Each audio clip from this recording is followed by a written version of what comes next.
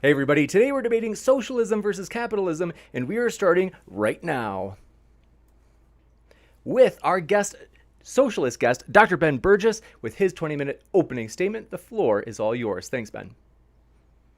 All right. Thanks, James. And thank you, Dr. Friedman, for agreeing to this. I watched your discussion with Richard Wolff last November, and you mentioned a bit of historical trivia during that debate that I'd never heard before.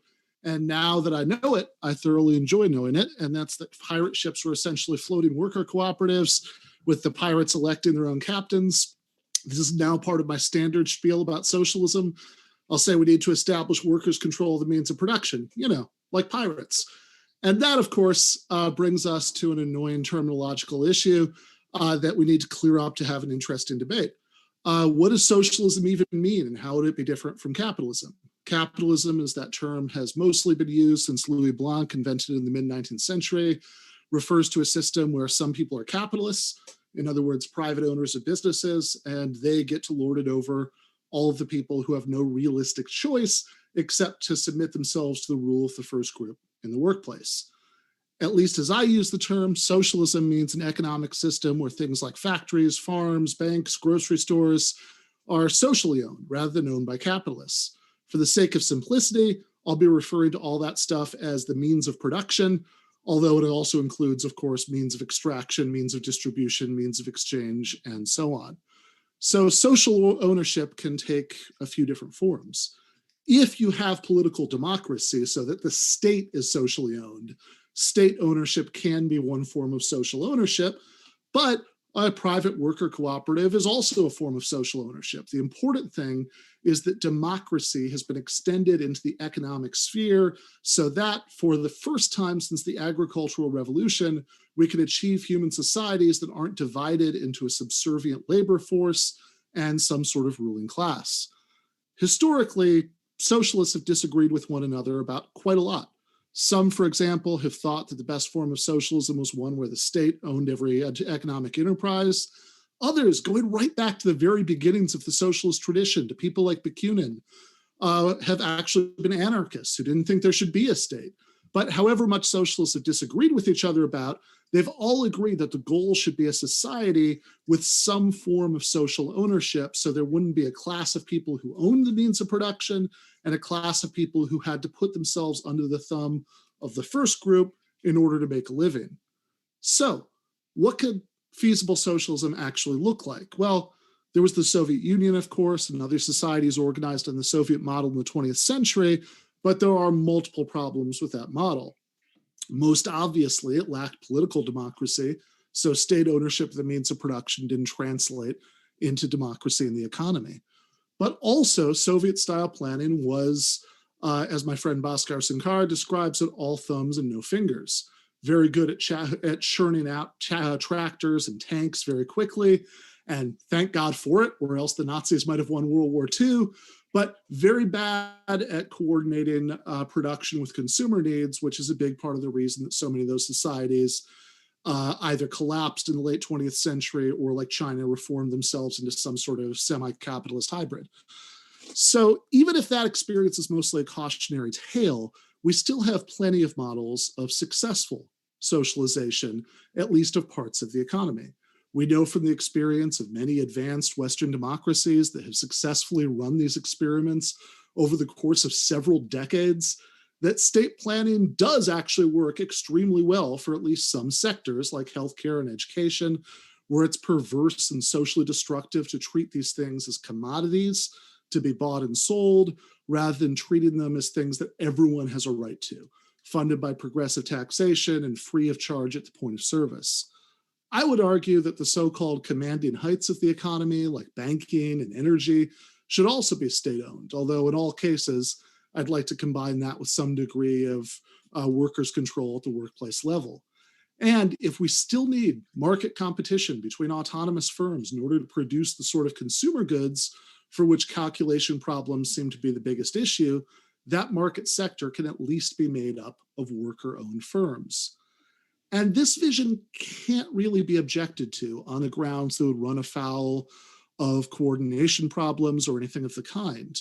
We just have too much empirical evidence from too many countries that it's possible to nationalize parts of the economy without economic catastrophe. Indeed, we'll get in better results in important areas like healthcare than more pure free market systems. And we have too many examples of wildly successful worker-owned firms like the Mondragon Corporation in Spain for it to be possible to seriously argue that private firms can only function well when they're owned by individuals or partners or stockholders rather than when they're collectively owned and democratically operated by the workers themselves. Of course, I know that Dr. Friedman doesn't object to worker cooperatives when they arise within the rules of the free market. The same way, even a divine right monarchist doesn't object to a democratically elected parliament making certain decisions as long as the king chooses to convene that parliament and grants it leave to operate within those spheres. What a monarchist and a small r Republican having the 18th century equivalent of this debate would really be arguing about is not parliaments ever acceptable or not, it's whether the people need the king's permission to rule themselves. By analogy, what socialists and libertarians are arguing about is property rights. In other words, whether it's okay to bring about the social ownership of the means of production by taking businesses away from their current owners in order to either bring them under state ownership or convert them into worker cooperatives. And that's the real issue. Now, you could say, if worker cooperatives work as well as I think they do, why wouldn't they just become the dominant economic form through market competition? Well, a couple of reasons. First, regular capitalist companies do have some competitive advantages over worker cooperatives, just as slave plantations had some competitive advantages over farms where cotton was grown with free labor. If you're paying people poverty wages, that frees up a lot of money for new expansion. Worker cooperatives, where pay scales are decided on democratically, do still expand, but they might do so more slowly, balancing this priority in a more reasonable way with the present day well-being of existing members. That said, the existing empirical literature does seem to consistently show that once worker cooperatives are founded, they last about as long on average as any other firm. In fact, they may be more efficient in some ways, since elected managers don't need to crack the whip in quite the same way that managers do in firms where people are working to enrich someone else. So the problem isn't so much that they have a higher death rate than any other company, it's that they have a much lower birth rate. And that's true for at least a couple of reasons. First, and most obviously, the distribution of starter capital throughout the population is wildly unequal. Working class people applying for new business loans from banks really are at a much greater risk of not being able to pay it back. Secondly, a cooperative can't reward investors with an ongoing ownership stake without, to that degree, ceasing to be a cooperative. Realistically, there's just no way the cooperative sector is ever going to become a really significant chunk of the economy, never mind swallowing up the entire private sector like I want it to, through co-ops playing within the rules of the capitalist game. In order to get what I want, and I think this takes us to the real core area of disagreement, you have to set fire to the old game board and start a new game with new rules, socialist rules, perhaps rules where the system for new firms getting their starter capitals, that they get grants from nationalized banks, and businesses are only eligible for those grants if they're under workers' control. So that's really the question in dispute, I think, between me and Dr. Friedman. Not a question of whether the forms that I like can exist if they arise within the rules of the capitalist game, but the question of whether we should switch to a new socialist game in which what's currently the dominant form would be consigned to the dustbin of history. I want to switch to a new game, and he wants to keep playing. In fact, he wants to play a purer form of the old game without the statist elements that currently sand off some of the existing system's most brutal edges. And that's where the pirates come back into the picture, because a lot of times the way those floating worker cooperatives came into existence was when crews of regular non-pirate ships would mutiny against their old captains and take over the ship.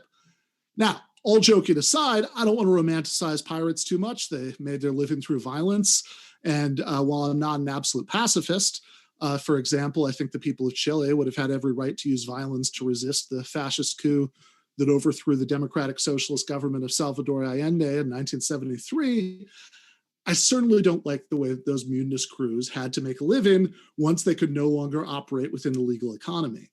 But for the mutinies themselves, I have nothing but sympathy.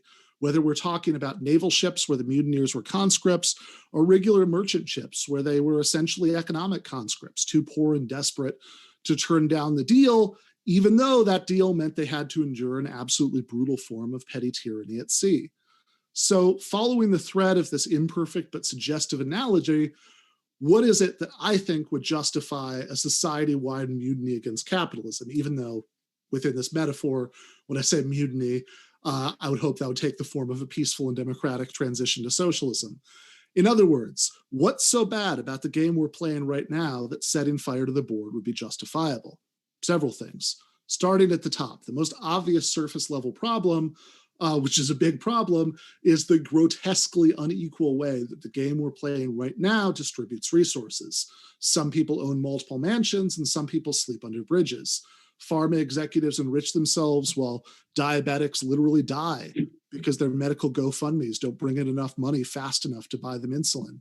And if there are places in the capitalist world where those things don't happen, or at least they don't happen as much as they do in the United States, that's precisely because of statist intervention and labor union intervention to stop the game from being played in nearly as pure a form as we play it here.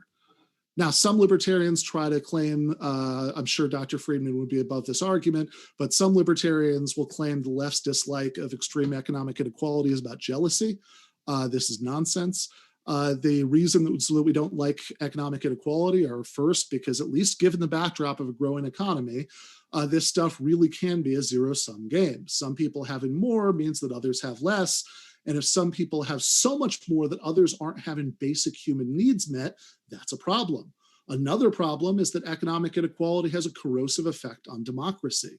If Jeff Bezos calls his senator's office, he will speak to the senator. If a worker at one of Bezos' sweatshop warehouses calls the same office, she'll be lucky to speak to an intern. Some Americans are provincial enough to believe that campaign finance reform will solve this problem, but it won't. Extreme concentrations of economic power always find ways to translate themselves into concentrations of political power. The kind of socialist society that I describe wouldn't necessarily have a perfectly flat income distribution any more than you have totally flat pay scales at actually existing co-ops like Mondragon. You can pay some people more than others for the sake of incentives to do more work or less desirable forms of work, or so they have incentive to acquire certain valuable technical skills, for example. But when the workforce as a whole gets to vote on the pay scales, those pay scales are way more egalitarian, comparatively speaking, than what you end up with at a regular capitalist firm. Another problem is automation. Advancing technology should be good news for everyone, but under capitalism, it isn't. If a capitalist company comes into possession of labor-saving technology, meaning it only takes half as many people working 40 hours a week to get the same result, they have an incentive to lay off half the workforce or cut everybody down to half time. If a worker-owned firm is in the same situation, they have an incentive to vote themselves a 50% reduction in hours at the same pay, especially if they're in a sea of other worker cooperatives rather than having to compete with regular capitalist firms. Another problem, and even if you're lucky enough to end up with another job, that's still a lot of disruption and avoidable human misery.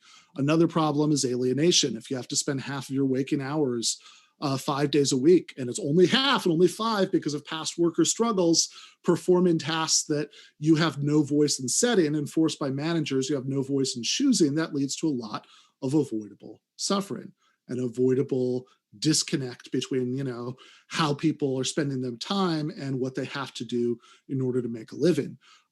Another problem is exploitation, which is the private sector version of taxation without representation. In any system, people aren't going to get every cent of the fruits of their labor. Some of it has to go to repairing old machines and buying new ones, for example. But under capitalism, people have very little say in deciding how the fruits of their labor are divvied up. People who did very little to create it still can award themselves huge slices of the pie due to their structural position of economic power as business owners.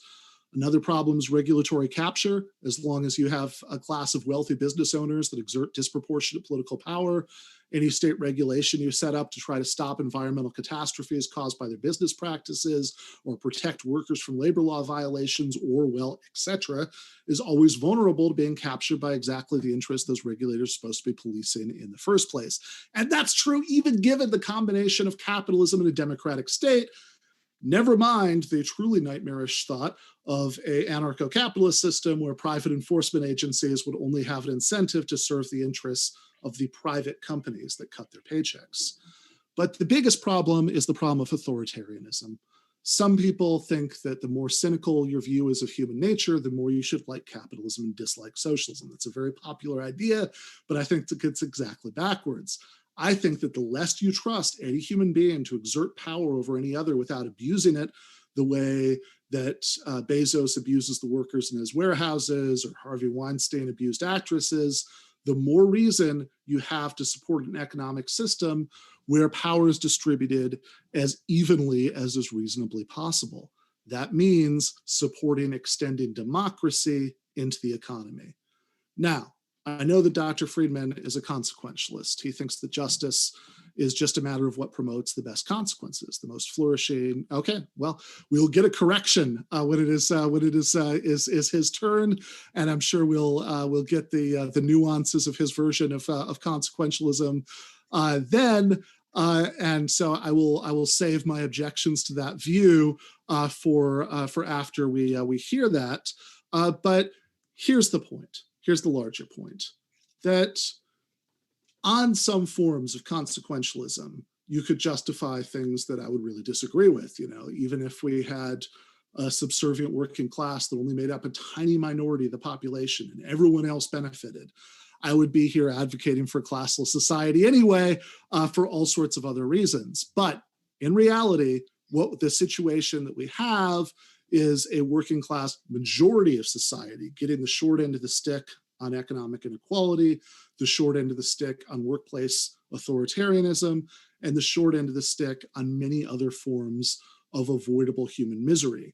So I would argue that even in crudely consequentialist terms, never mind what I'm sure will be the beautifully nuanced version that we'll hear from Dr. Friedman, the crew of this particular ship has every right to mutiny. Thank you very much. We will kick it over to Dr. Friedman for his opening statement, and want to remind you folks, our guests are linked in the description. I encourage you to check out our guests' links so that you can read more, hear more from them. And so we will kick it over to Dr. Friedman for that 20-minute opening statement as well. Dr. Friedman, thanks for being here, and the floor is all yours. Thank you. We start with a problem which I anticipated correctly, and that is that neither capitalism nor socialism has an unambiguous meaning, and that therefore there is the possibility that I will end up arguing for something that is not what Ben calls capitalism, and he will end up arguing for something that's not what I would call socialism.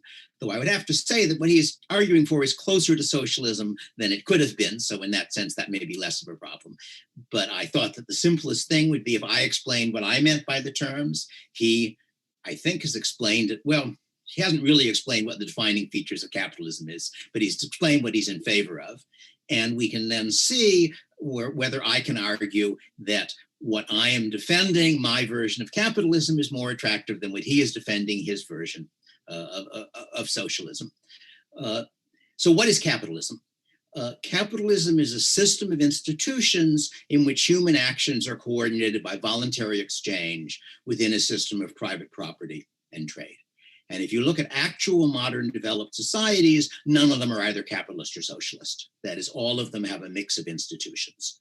That if I take the US, which is the one I know best, food and cars are primarily produced under the capitalist rules, so the government affects it a little bit. On the other hand, K through 12 schooling, the military, courts, and law enforcement are all socialist institutions, even though people don't usually put it that way, because they are all examples. There's some private schools, but most of K through 12 schooling is run by local governments. So if we think of the traditional definition of socialism as government ownership and control of the means of production, which I gather is at least included in Ben's, although not its it's not his only thing he includes, then those are socialist institutions. Medical care in the US is about half of it is paid for by governments, and the other half is a heavily regulated private industry. So it's actually a mix of the socialist and the capitalist approaches. I usually start out with the empirical evidence, and I'm afraid I'm not really supposed to rebuttal at this point, so I'll continue this. But the empirical evidence we get not by comparing a capitalist society to a socialist society, because we have neither examples available to look at, but by comparing societies otherwise similar, one of which is much more socialist or much more capitalist than the other. And we have a convenient set of examples of that, nice controlled, not quite controlled experiments, but as close as you can hope to get in this context. We have East Germany and West Germany, and it was East Germany that had to build a wall to keep its citizens from leaving. We have South Korea and North Korea, which is a similar situation where North Korea is desperately poor by comparison with South Korea. And we have, perhaps most interestingly, the multiple Chinas. We have Maoist China, which you can compare to Taiwan, Hong Kong, and Singapore. All three of those were enormously more successful societies for their population. And all three of them were under physically less favorable circumstances. That Hong Kong had about, at least when I looked at the numbers quite a while ago, Singapore had the highest population density of any country in the world. Hong Kong, which was not a country, had 10 times that density. So China has a huge population, but it's also a huge country. So in just material terms, China should have done better. In fact, Maoist China was desperately poor, had famines with tens of millions of people dying. And the other three were all relatively prosperous society. But we also have the comparison between Maoist China and post-Maoist China, that when Deng was told that there was a serious problem with people running away to Hong Kong, his response was not, let's put in more troops on the border, but what can we learn about what they're doing so we can do our system better? And the result was that although China is still not a free or a democratic country, it is somewhat less capitalist than the US, but enormously more capitalist than Maoist China. And that change resulted in an increase in per capita income of the Chinese population of well over an order of magnitude. It's probably the largest single change in human welfare as a fraction of the world's population that has ever occurred. Let me go on, however, to the theoretical case. Why do I think that capitalism is a better system than the alternatives? All societies face what economists call the coordination problem. That in order to do anything in a moderately complicated society, you somehow have to coordinate the activities of a very, very large number of people. This classic example is to make a pencil, you need wood. To get wood, you need chainsaws. To get chainsaws, you need steel and gasoline and copper for wiring and a bunch of other things. Trace all of the things down to their causal chains, and you're talking about probably hundreds of thousands of people coordinating their activities. Some way you have to make sure that there is enough wood cut for the pencils people want to make and the houses they want to make and the other things they want, furniture they want to make, enough chainsaws to cut that amount of wood and so forth. If you think about this problem seriously for a few minutes, your first conclusion must be that we're all dead and this is a dream, because it's very hard to see how you could coordinate that complicated a problem and make it all fit together. And there are basically two solutions to that problem, very generally speaking, one of which doesn't work. The one that doesn't work is the obvious solution. And the obvious solution is you have somebody at the top telling everybody else what to do, figuring out what to do and making them do it. That is workable on a small scale. If you think about a football team maybe, or a small firm with a half a dozen employees run by its founder and owner. But it scales very, very badly. As the hierarchy gets larger, it becomes harder and harder for the person at the top to know what the people at the bottom are doing, or what they should be doing, or whether they're doing it. And you have the additional problem that it's not at all obvious in general that the person at the top has the right incentives, that he wants to achieve his own objectives just like everybody else, and it's not immediately clear how you make it in his interest to do what achieves the general objective. The alternative solution is decentralized control. And you can start out by imagining the easy case, which is a non-interdependent society where everybody sort of is his own little farmer out in the woods or something. And each person knows what he wants. He knows what resources he has. He controls himself. Each person therefore maximizes the sum of his benefit minus his cost. That maximizes the sum of everybody's benefit minus everybody's cost, problem solved. The question is, how can you get the equivalent of that neat and tidy solution in interdependent society?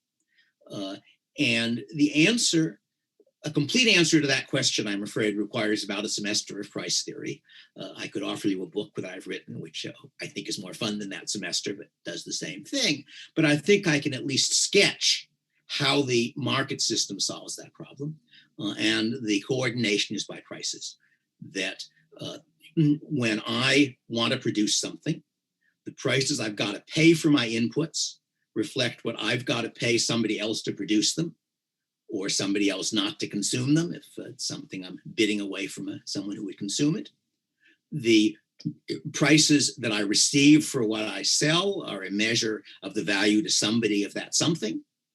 So that means that my profit is the difference between the value of what I do and the cost of doing it.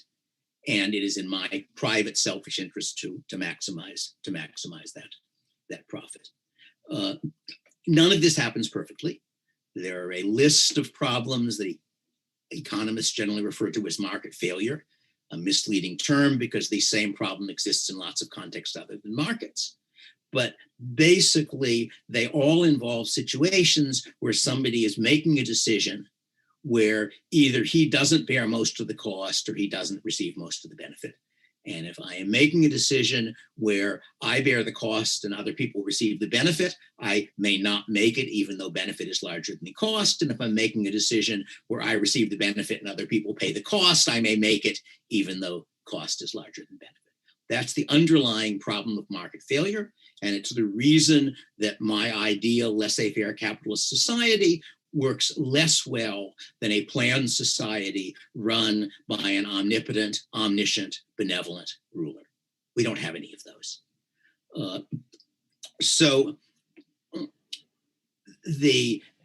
Let's consider the alternative. And socialism, as I generally define it, I suspect what Ben is proposing is, in a sense, a mix of the two, like most systems. But socialism is a system where the allocation of resources is controlled by political mechanisms. The traditional economic definition is government ownership and control of the means of production. And there are no pure socialist systems in that sense, just as there are no pure capitalist systems. Even in the Soviet Union under Stalin, there were lots of individual decisions, such as what are we going to have for dinner tonight, that were made by individuals, not by the state. I think people even got to decide who they would marry, although that's clearly an important part of the means of production, since after all, your society needs people. But some systems are much more socialist than others. Let me make what I think a general point, which is not limited to arguments about capitalism and socialism, but applies there as well. And that is that it is not legitimate in your argument to specify the outcomes. You have to specify the institutions and then show the outcomes you want will occur. So, for example, I don't get to specify a capitalist system where all the rich people are generous and they solve the problems of poverty by giving lots of money away, unless I can show a reason to expect that to happen. But similarly, you don't get to specify a socialist system that helps the poor. We know that, in fact, governments quite frequently transfer up the income scale rather than down, public universities, state universities are heavily subsidized, and they are on the whole used by the children of the top half of the income distribution, not of the bottom half. The most striking example of this that I encountered was India. India has been an officially socialist state from the time the state of India was created. And when I visited India, my impression was that it looked to me like a socialist description of the horrors of capitalism. I gave a talk in a business school. It was inside a beautifully landscaped, forested, open area, maybe, I don't know, a half a mile aside, quarter mile aside, I didn't measure, but something on that scale, surrounded by a high wall with barbed wire on top of it to keep out the population. And that was the actual outcome of a system that regarded itself as socialist, was run by people who call themselves socialists, and nonetheless ended up with massively more inequality than, say, Hong Kong or Taiwan or other developing and developed countries that didn't have that view. So the claim I'm going to be arguing is that not that my system is perfect, but that a realistically imperfect version of my system is superior to a realistically imperfect version of yours. I enjoyed looking over a bunch of Ben's web stuff. Neither of us likes culture war very much. We have both been mistreated by Facebook. Facebook has, for a while, told anybody who tried to link to my web page that it was inconsistent with web pages, I forget the term they use, but community rules or something. Mostly people were linking to material on medieval cooking, and I never quite figured out how that was inconsistent with the social rules of Facebook, and they never told me, and eventually they stopped. And I gather that Ben had a somewhat similar experience. But on the other hand, when I looked at where Ben went from that, what he said is, it's a good thing if we have not only the First Amendment, but also diversity in opinions in general. And it would therefore be better if Facebook did not try to censor opinions, a view I happen to agree with. But he then said, Facebook has enclosed the commons, and the solution is to nationalize it. The solution is that the government should be running Facebook and all of its competitors. And it doesn't seem to have occurred to him that governments also have things they want people to say and do and believe. That indeed a government has much stronger incentives than Facebook does to try to control the conversation, because much more of the conversation that could happen on Facebook is relevant to Republicans and Democrats and progressives and all the rest of it than is relevant to people who do or don't like Facebook. And furthermore, that a government which controls all of the media has enormously more power to control things than a bunch of firms, even some very large firms, each of which controls a piece of it. Because in fact, Facebook has not enclosed the commons. If it enclosed the commons, we wouldn't be here. That the relevant space, the equivalent of the property for growing land, includes where my blog is, where Ben's blog is, and where this debate is happening. So that what's happened is that Facebook has managed to persuade very large numbers of people that the most interesting way of communicating is to use Facebook. On the whole, I could think of better places to do it, and I, in fact, do a considerably larger part of my communicating on a couple of blogs. It used to be Slate Star Codex, and now it's its descendants. But where Ben would, I'm sure, be welcome and would probably even have fun. But it is, might be better if Facebook behaved itself better, but it strikes me as an almost classic example of setting the fox to guard the chicken house, to say that the way to have diversity of opinion is to have a monopoly state control over them. I should say we even had a little evidence on this subject, because there was a time when the media, as it were, large chunk of the media, were in a sense under government control. That the standard rule for the FCC for quite a long time was that if you wanted a radio or television license, you had to get it from the FCC, and the FCC had to decide whether you were a responsible contributor to the public discussion. And if you weren't, if you were polluting the discussion, as it were, the same kind of conversation we have now, well, you didn't get it. And a radio or television license was worth a great deal of money. Lyndon Johnson's fortune was made by his wife running television in a market under regulation at a time when he was one of the most powerful people in the Senate. And if you have a multi-million-dollar license, you are going to be very careful not to offend the people who control it. So we actually have evidence of how governments that have control, partial control, fortunately, behave. And that was a democratic government, just like the kind that he's in favor of. Let me go on to another bit that I thought was interesting, and it struck me in particular because it started out with a comment on a book my parents wrote, Free to Choose, and he correctly quoted them or summarized them as arguing that voting with dollars made more sense than voting with votes. And he then, I couldn't figure out if he misunderstood them or was just criticizing progressives who were taking that argument in the wrong direction, because he says correctly, he's now imagining that you're using those dollars to make companies follow policies that you approve of, to make General Mills pay higher salaries to its workers. That wasn't quite his example, but that was what he was implying, I think.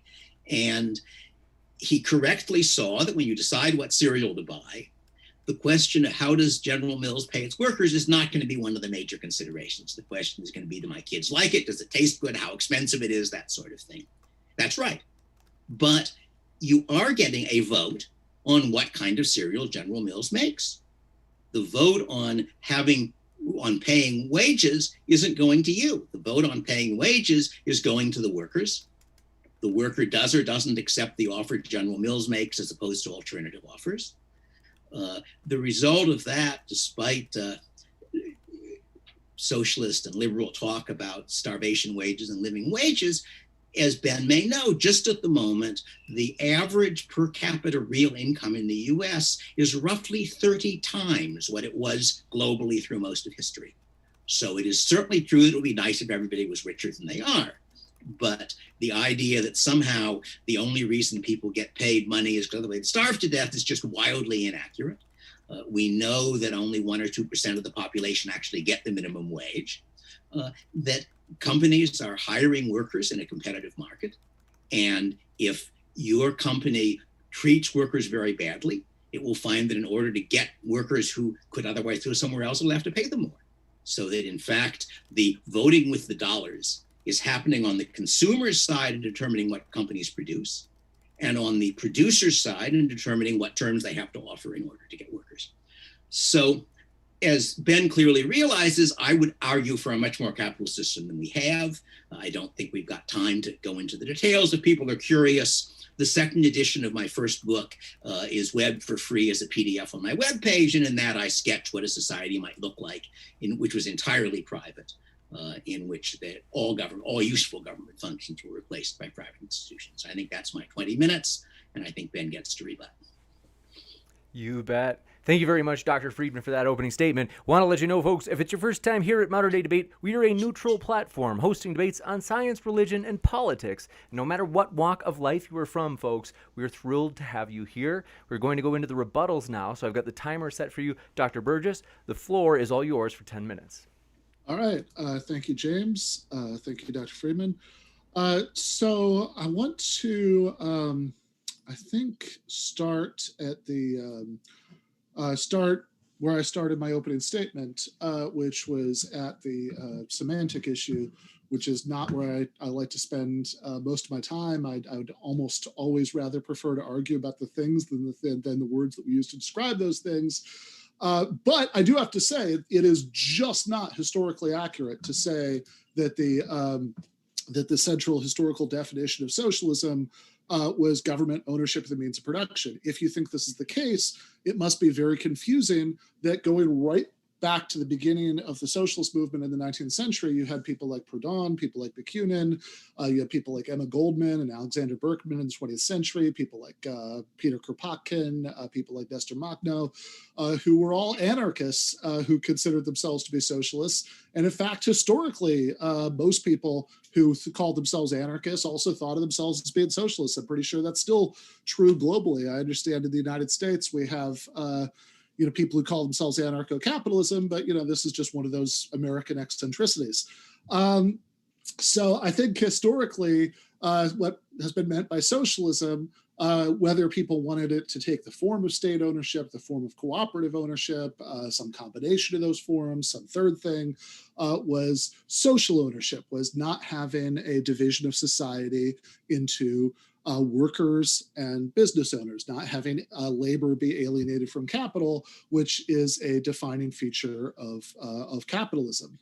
So there was a claim that we hadn't really talked about what makes capitalism capitalism. It's certainly not the existence of markets, which they had markets in ancient Rome. I haven't heard anybody refer to that as a capitalist society. It's the fact that the main form of social organization, the mode of production, has been wage labor as opposed to slave labor or serf labor, or as opposed to the kind of genuinely free labor that you get under socialism, where people don't have to submit themselves to the rule of a petty tyrant in the workplace in order to make a living. Now, I really, Dr. Friedman talks about capitalism as a system where human action is coordinated by voluntary exchange, but just talking about voluntariness is not very informative, right?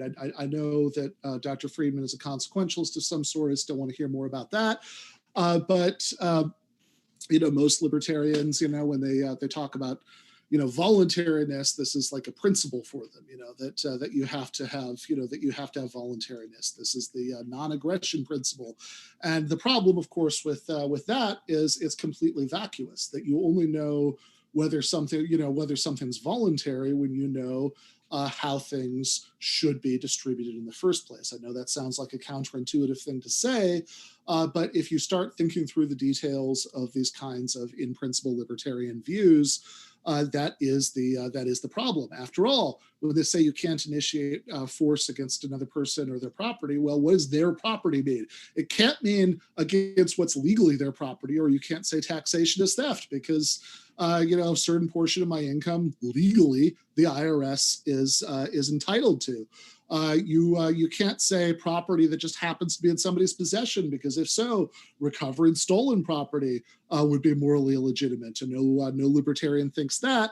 The only way to make sense of this is by saying that it's truly voluntary if you're not initiating aggression against somebody's stake on a piece of property that they're morally entitled to. And that just brings us back to the question of what counts as a just form of distribution, which is where we should have started out instead of going through this rabbit hole of voluntariness. Now, on the subject of consequentialism, I'm not a pure consequentialist. I worry about things like Judith Jarvis Thompson's example about the surgeon sawing up healthy patients to transplant their organs, and and leading to more people living than not. As I said, even if the situation we were facing was where there was a tiny subservient working class enriching everybody else, I'd still be against that.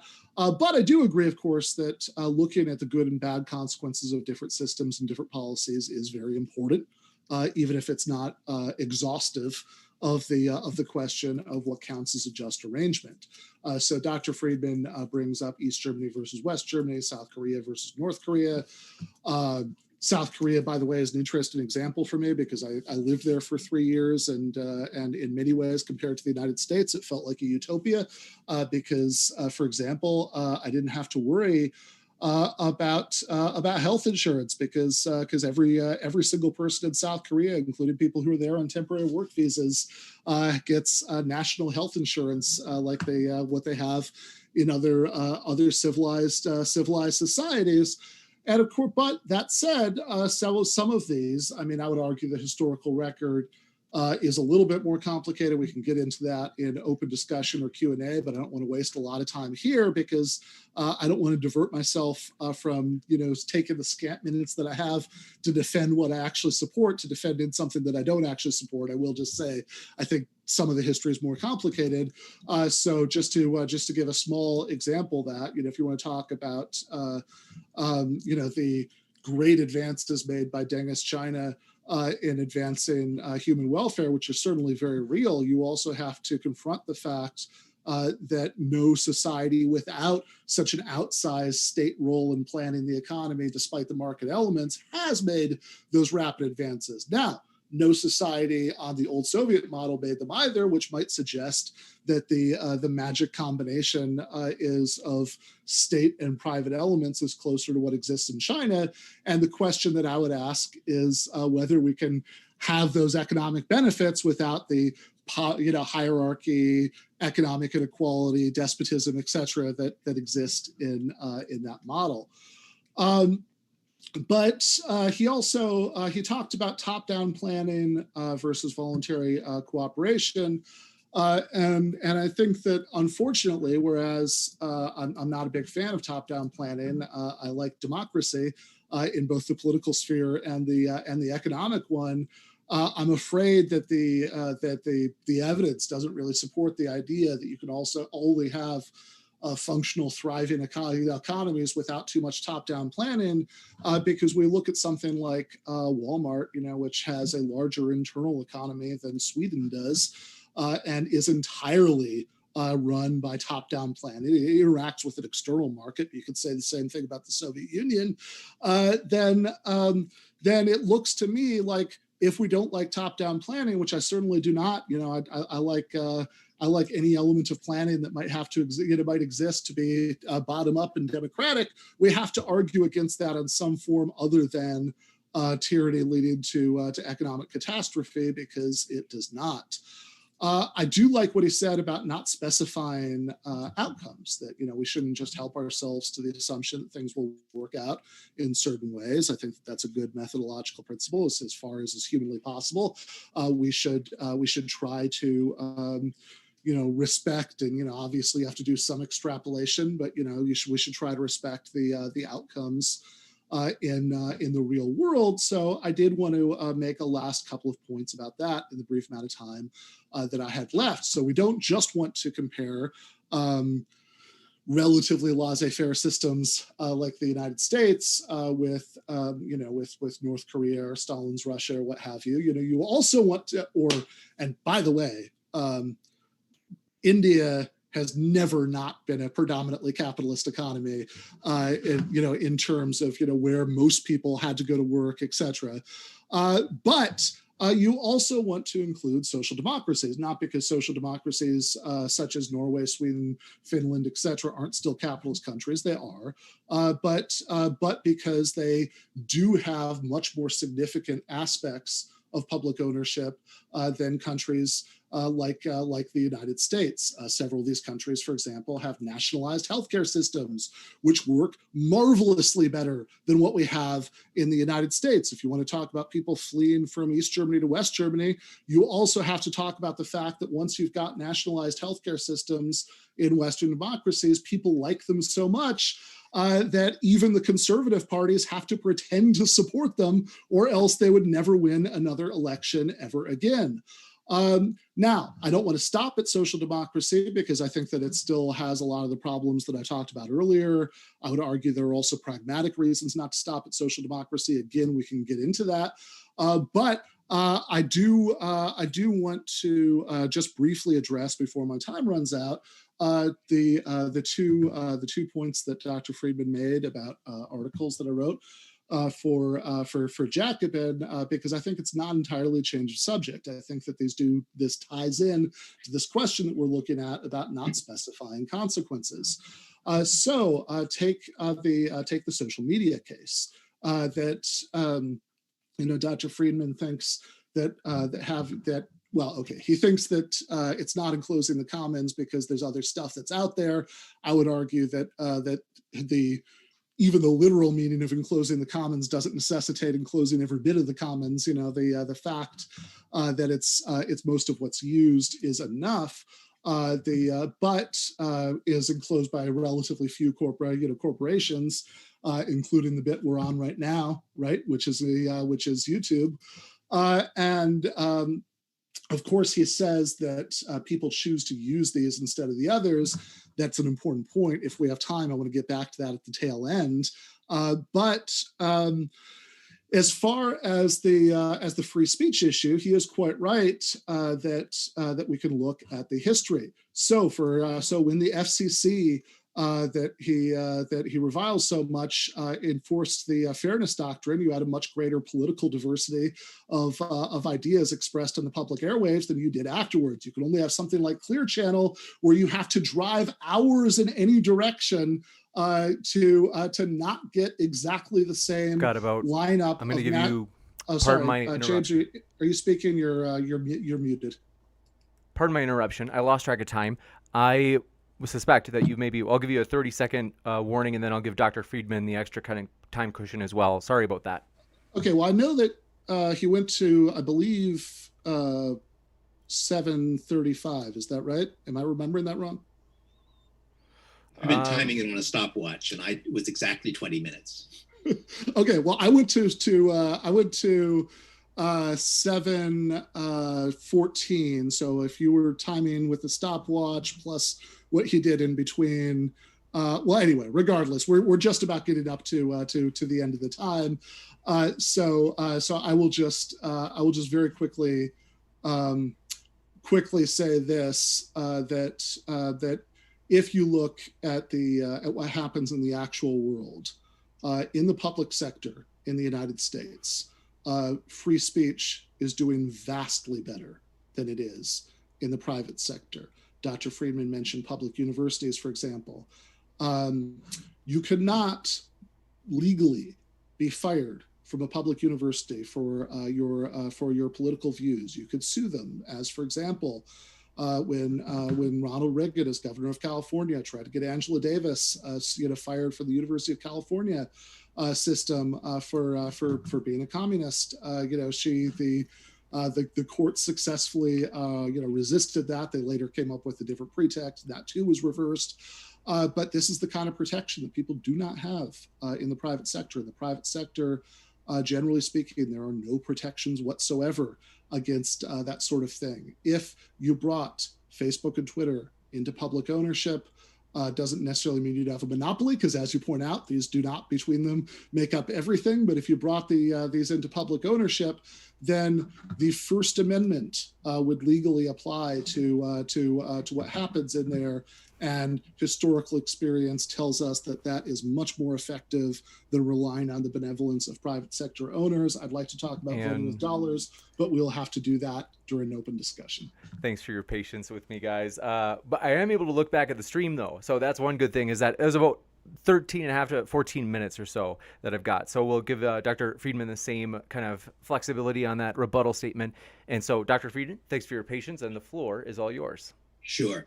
I don't rely on the benevolence of anybody. I rely on the selfishness of the people running Facebook who want to have lots of customers in order that they can sell advertisements. I ought to say something a little bit about the consequentialist issue, because it's a common enough misunderstanding. I used to get accused of being a utilitarian, which in spite of the fact that the index entry in my first book under utilitarianism is why I am not. My view is that the arguments for my consequentialist arguments are strong enough so that they imply that almost whatever your moral beliefs are, you ought to be on my side. That is, I think that market systems work much better than the alternatives. That I do not think that there are clean, persuasive arguments that show what moral beliefs are right.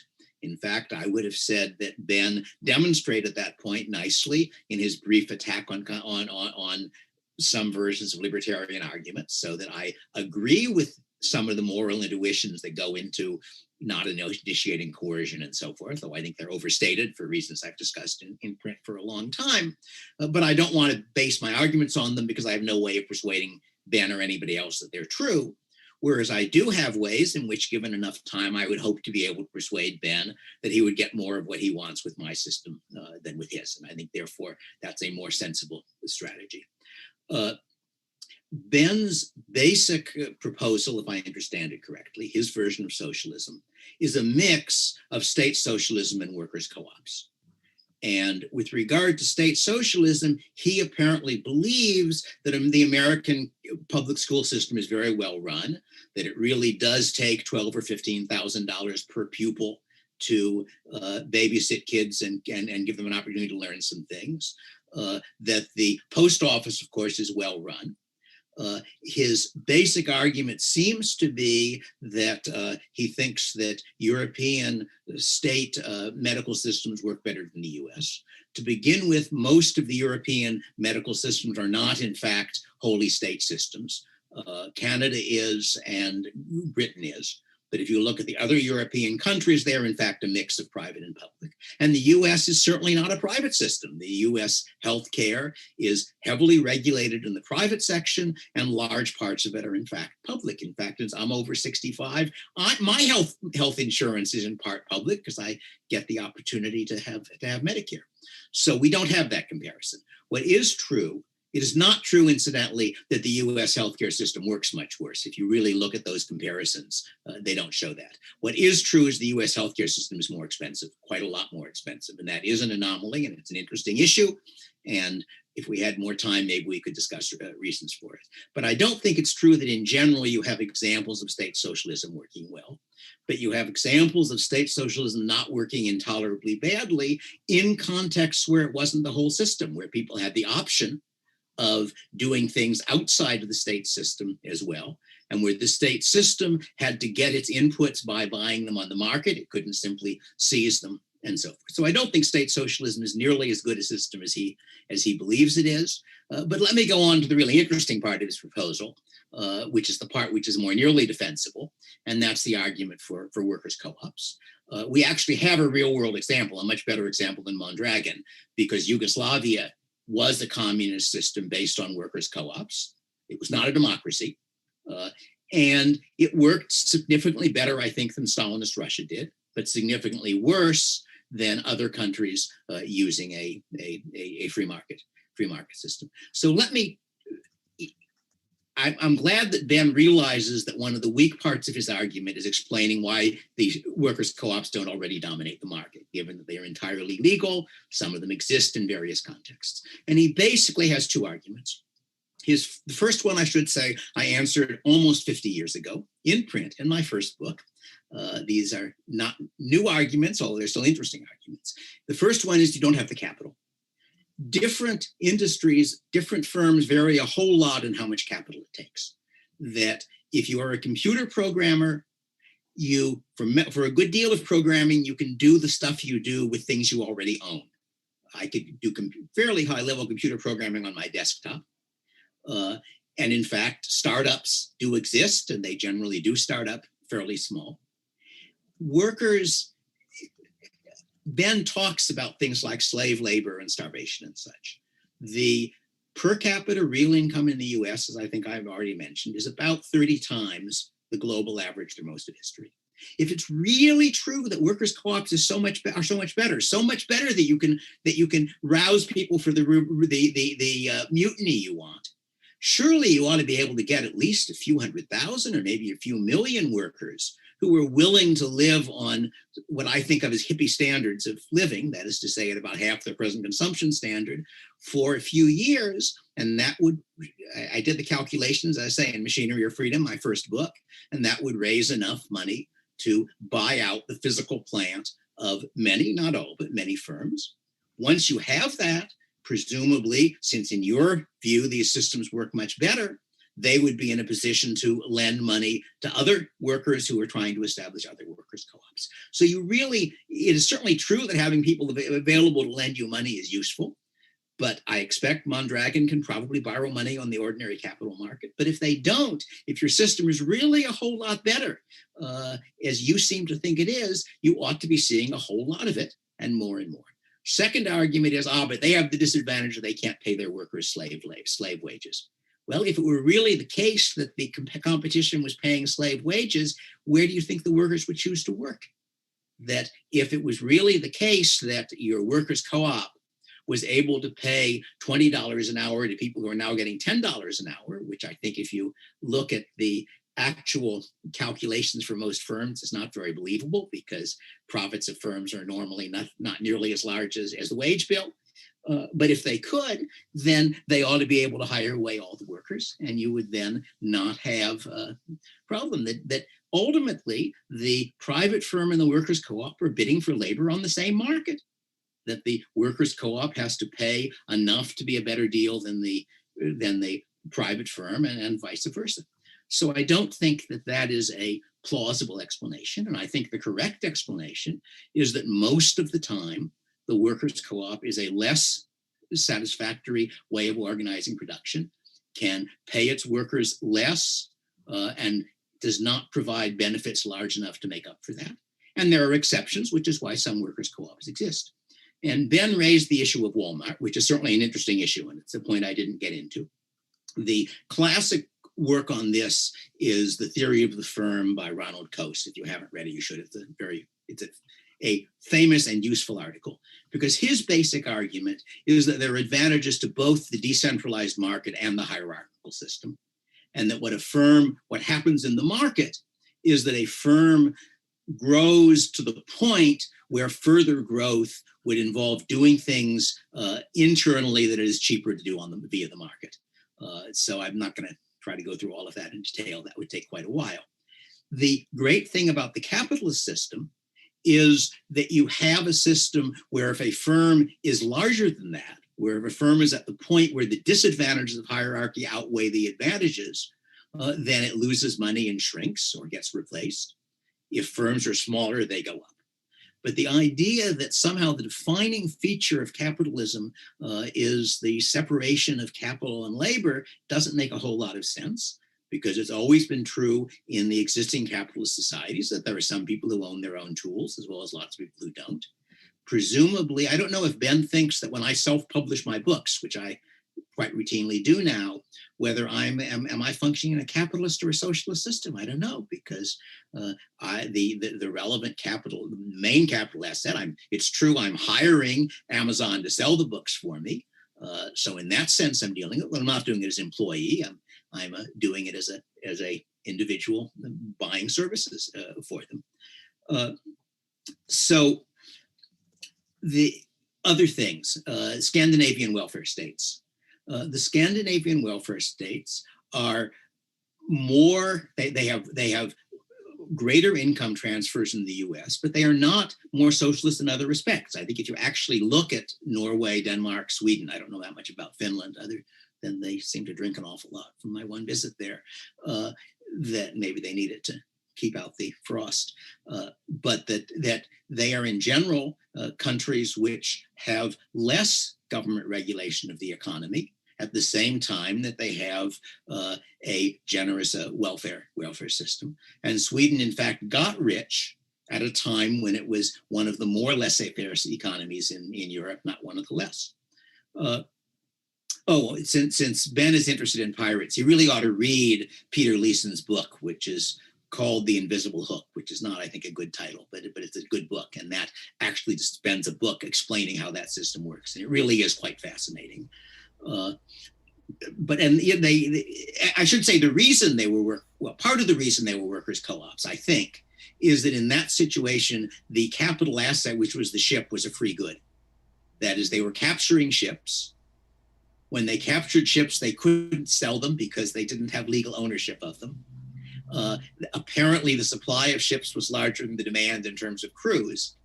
And that meant that you didn't need to have and didn't have an investor who was in a position where he had to have private property rights. But I want to go back to Ben's system, because he's in a sense asked the question that I wanted to ask in my other debate and never did, which is essentially, am I free to practice capitalism in his system? And I think the answer is no. That if I understand him correctly, if I, as a worker in a workers' co-op, save up some money and I buy a computer and I write a computer program, and I decide that in order for me to make money selling that computer program, I need a couple of other people. I need somebody to do publicity and to do various other things. And so I say to people, look, I'll pay you so much per year if you agree to work for me. Ben's position, as best I understand, is that I now get expropriated. That I am, after all, mistreating those poor workers who have agreed to work for me. I don't get to own my computer is now a capital asset. It's no longer just for consumption. So that should get seized. And so I want to ask the question, which I didn't get to ask, my own fault, in the previous debate, which is workers' co-op mandatory? Is it the only way people are allowed to associate? Or are we allowed to obtain property the same way people in your worker co-op system obtain it? I assume the individual workers own their own cars and houses and things, probably. And are we then allowed to use that property productively as a means of production? And can we make contracts with other people, which amount to labor contracts? I should say, if Ben thinks that America has a subservient labor class, he hasn't talked to very many people in the population, since that does not strike me as how people that I observe actually act. And redistribution is not a zero-sum game. The reason it's not a zero-sum game is that it affects incentives. In the limiting case, if you tell me that every time I produce something, somebody will take it away, I won't produce things. That's the extreme case. But it is in general the case that rules for redistribution affect the amount there is to be consumed as well as who gets it. And in particular, in a society, and this is a problem in our society, in a society where the government can redistribute, it pays people to spend resources on trying to control the government, to make it redistribute in their favor and to keep it from redistributing against them. And that's an absolute consumption of resources. It's what we call rent seeking. It's a deadweight loss, which is why part of what I want is a society where there isn't such a mechanism. Anyway, I don't want to go into much more details. I was just trying to look at whether there's anything else on my long list of things I wanted to cover. As Ben may know, there actually is an economic literature on doing decentralized socialism, which was part of the calculation controversy between the wars. And it essentially involves the socialist bureaucrats pretending to be capitalists. And the problem with that is, why would they choose to when that isn't the best way of achieving their objectives? But that would be another long story. I think I've just run out of time. So let's continue this as an exchange. You bet. Thank you very much, Dr. Friedman. And we will jump into the open discussion section. And want to let you know, folks, if you have not hit that subscribe button yet, do hit that subscribe button and that notification bell, as we have many more exciting debates to come. For example, next week, you will see right here at the bottom right of your screen, we are thrilled. It is the first time that we'll have a debate on the controversial topic of the death penalty. So that should be an exciting and interesting debate, and we will go into the open conversation. So thanks so much to our guests who are linked in the description, and the floor is all yours. Thanks, guys. Yeah, so, well, first of all, I just wanted to say that the post office actually is a magnificently effective institution. It's certainly, there's no remote private sector equivalent for or organization. You are aware that the private sector post office is against the law. That we have the express statutes which forbid. Lysander Spooner, who was a prominent 19th century anarchist, started a private post office and was shut down. Yes, but if you look at more recent history than Lysander Spooner, and you notice the existence of things like FedEx and UPS, and none of these things. They can do package delivery, but not will do anything remotely equivalent to taking a parcel for taking a letter from California to Alaska. They are not allowed to. They are allowed to take a parcel from California to Alaska, and they do. I've used both the post office, but they don't do it, and would have, as you to use a metric that you rightly emphasize, would have no incentive to do it at anything like as cheaply as the post office does it, with I don't observe that the service to out of the way rural areas. The post office is a magnificent success story for. Why do you think that people who choose to live places that are far away ought to be subsidized to the extent of people who don't? It's certainly possible. I do not know. I don't think UPS actually does discriminate in its package prices by how far away you live, but they could.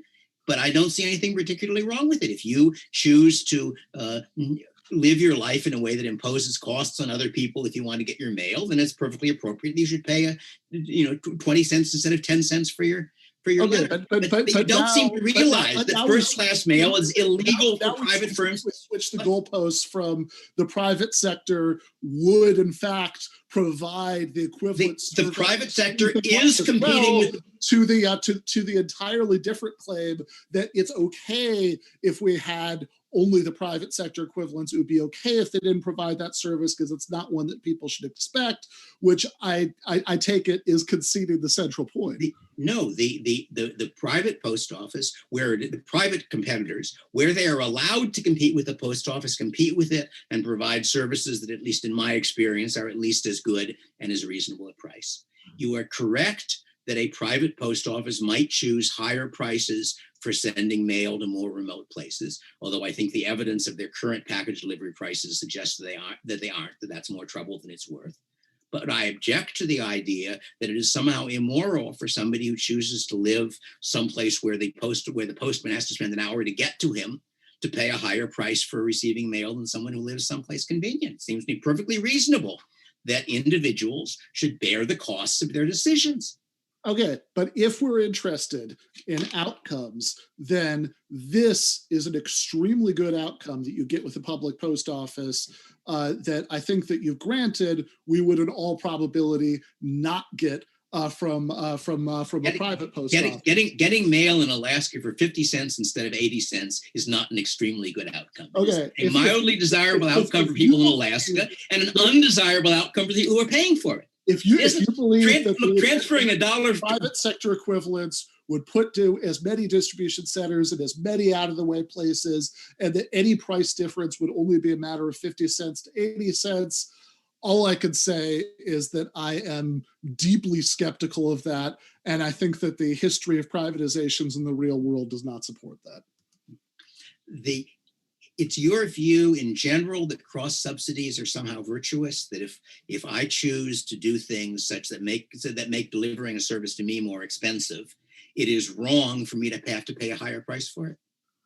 My view is that it's extremely good that we live in a society where we have an institution that guarantees that we can get low-cost mail delivery across the entirety of the society, and that I am not at all confident that you would have that extremely good outcome. In fact, I think it's very strange to think that you would have that outcome in a society without a public post office. And it's very strange to think that in a market where the socialist institution has made it illegal for private firms to compete, that you can then judge what you would have with private firms, especially when we can observe the part of the market where private firms are allowed to compete, and we observe that in that area they do in fact do the job. But I want to go back actually to the more interesting question, which is your defense of the view that the shortage of workers' co-ops in the present society is evidence they don't work very well. And I wanted to say one thing which I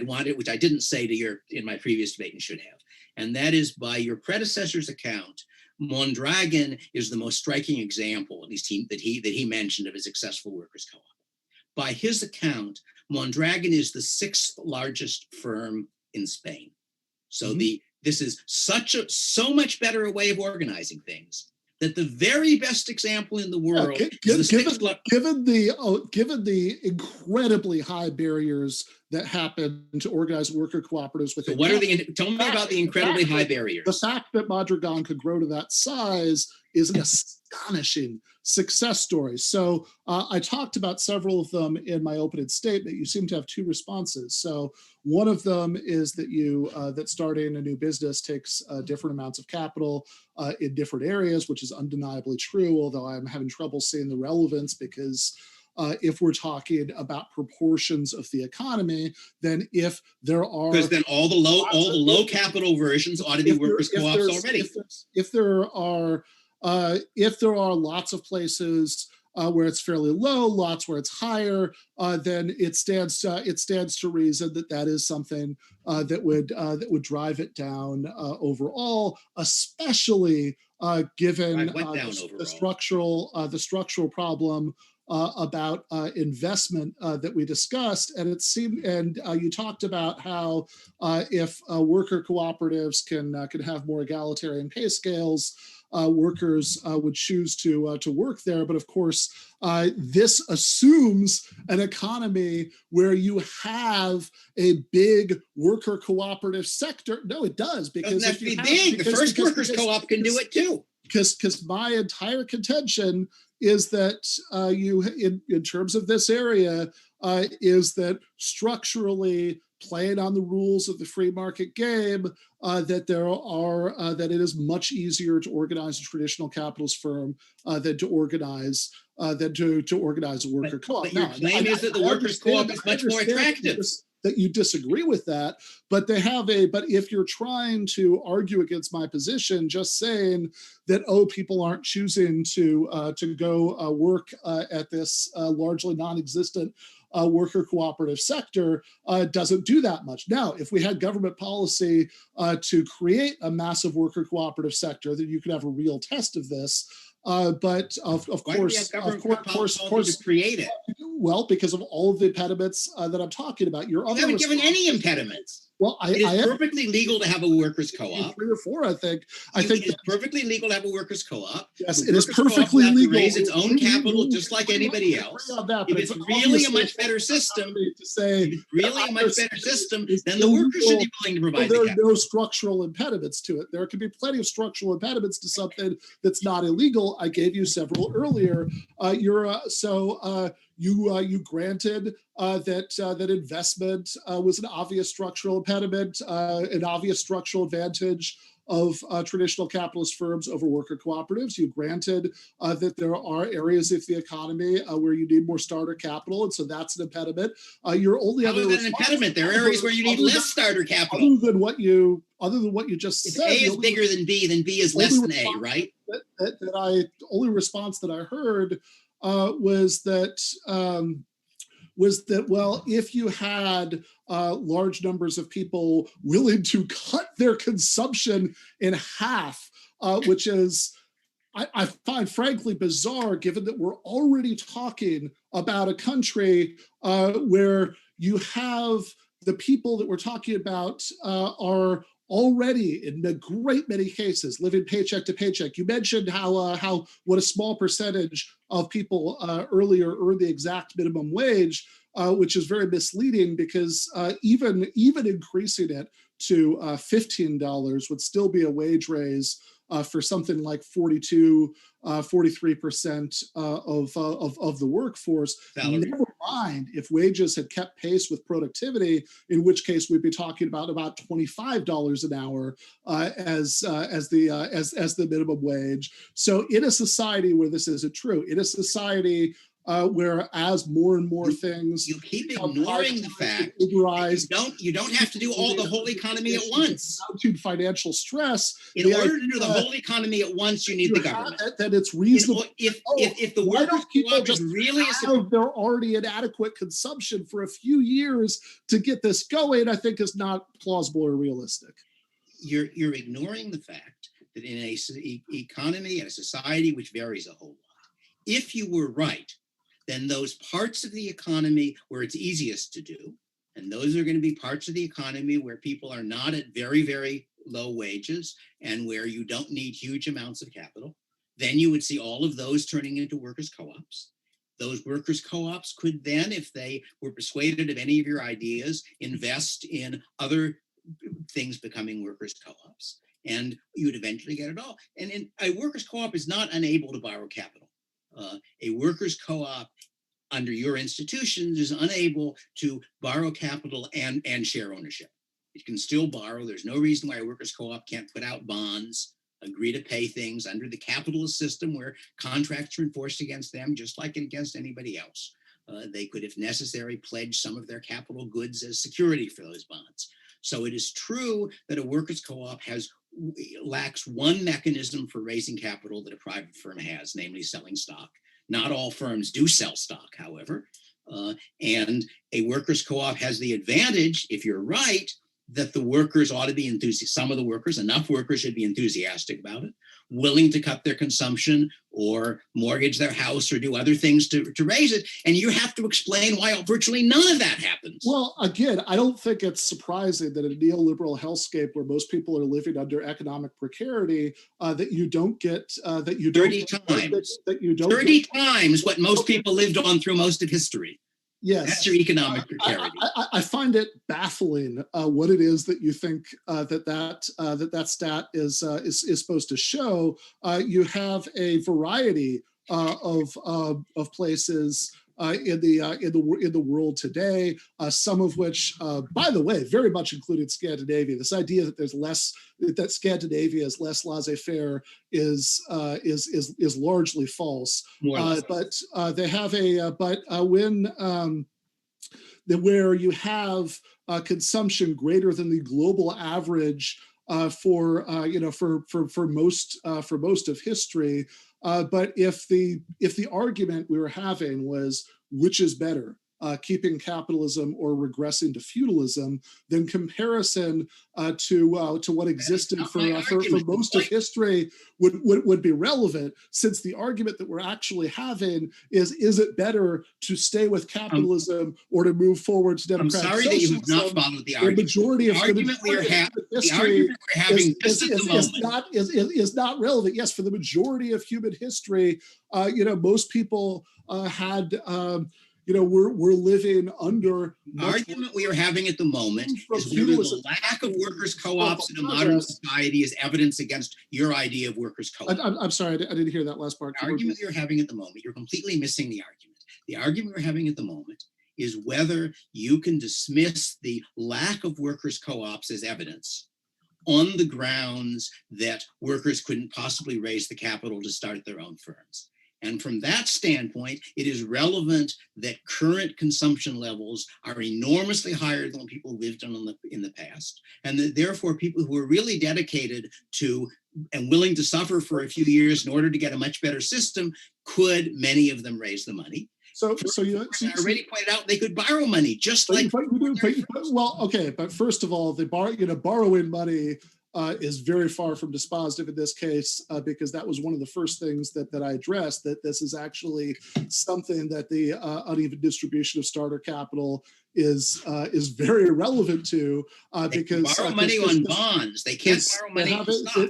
No, I'm not talking about selling stock at this point. Even before I made the point about selling stock in the opening statement, pointed out that in applying for loans, most working class people really are a much bigger risk for not being able to repay than people who start out with more money. And if we're talking about the question of whether or not it is the case that it's a realistic expectation that the way that people would choose to transition to this would be to cut their consumption in half, which, by the way, I just want to briefly point out is actually a disguised form of the voting with their dollars argument. So I hope we get into that too. But that if you're talking about whether that's a realistic expectation, the fact that present consumption is much greater than consumption at earlier points in human history is sublimely irrelevant, because for it to be relevant, it would have to be the case that earlier in human history, most people would have been in a reasonable position to do that. If you're not making that claim, I don't see what it has to do with anything. I'm sorry that you do not follow the argument. Let me go back to a point that I wanted to get your response to that I made in my. I think I followed it, but demonstrated that I made in my rebuttal. And that is, am I allowed to practice capitalism? So you're presenting this. So first of all, let me get so there's no doubt or ambiguity about whether I'm giving you a clear answer. I think that there are people like David Schweikart, for example, in his book After Capitalism, who would say, well, if you have an economy where the dominant form is not wage labor, then any wage labor that crops up in that sense would be truly voluntary in a sense that it would not be right now. So that would be fine. But I am perfectly comfortable, saying that it's not that just as all civilized societies stop people from either paying below the minimum wage, either by the Scandinavian method through incredibly strong labor unions with vastly more favorable labor laws, or by the American method and having minimum wage laws. Just like we stop people from having employment contracts where you go under the minimum wage, just as we have sexual harassment laws to stop people from having labor contracts that include you have to accept the sexual attention of the bosses. In your system, my employees all have the option that we could legally prevent people from having labor contracts, from being economically coerced into accepting labor contracts. So in my system, they're giving up their democratic vote. And to finish answering your question you asked me during your last statement, obviously this doesn't apply to part-time labor, a few people working part-time, anything like that. You can have reasonable. My employees.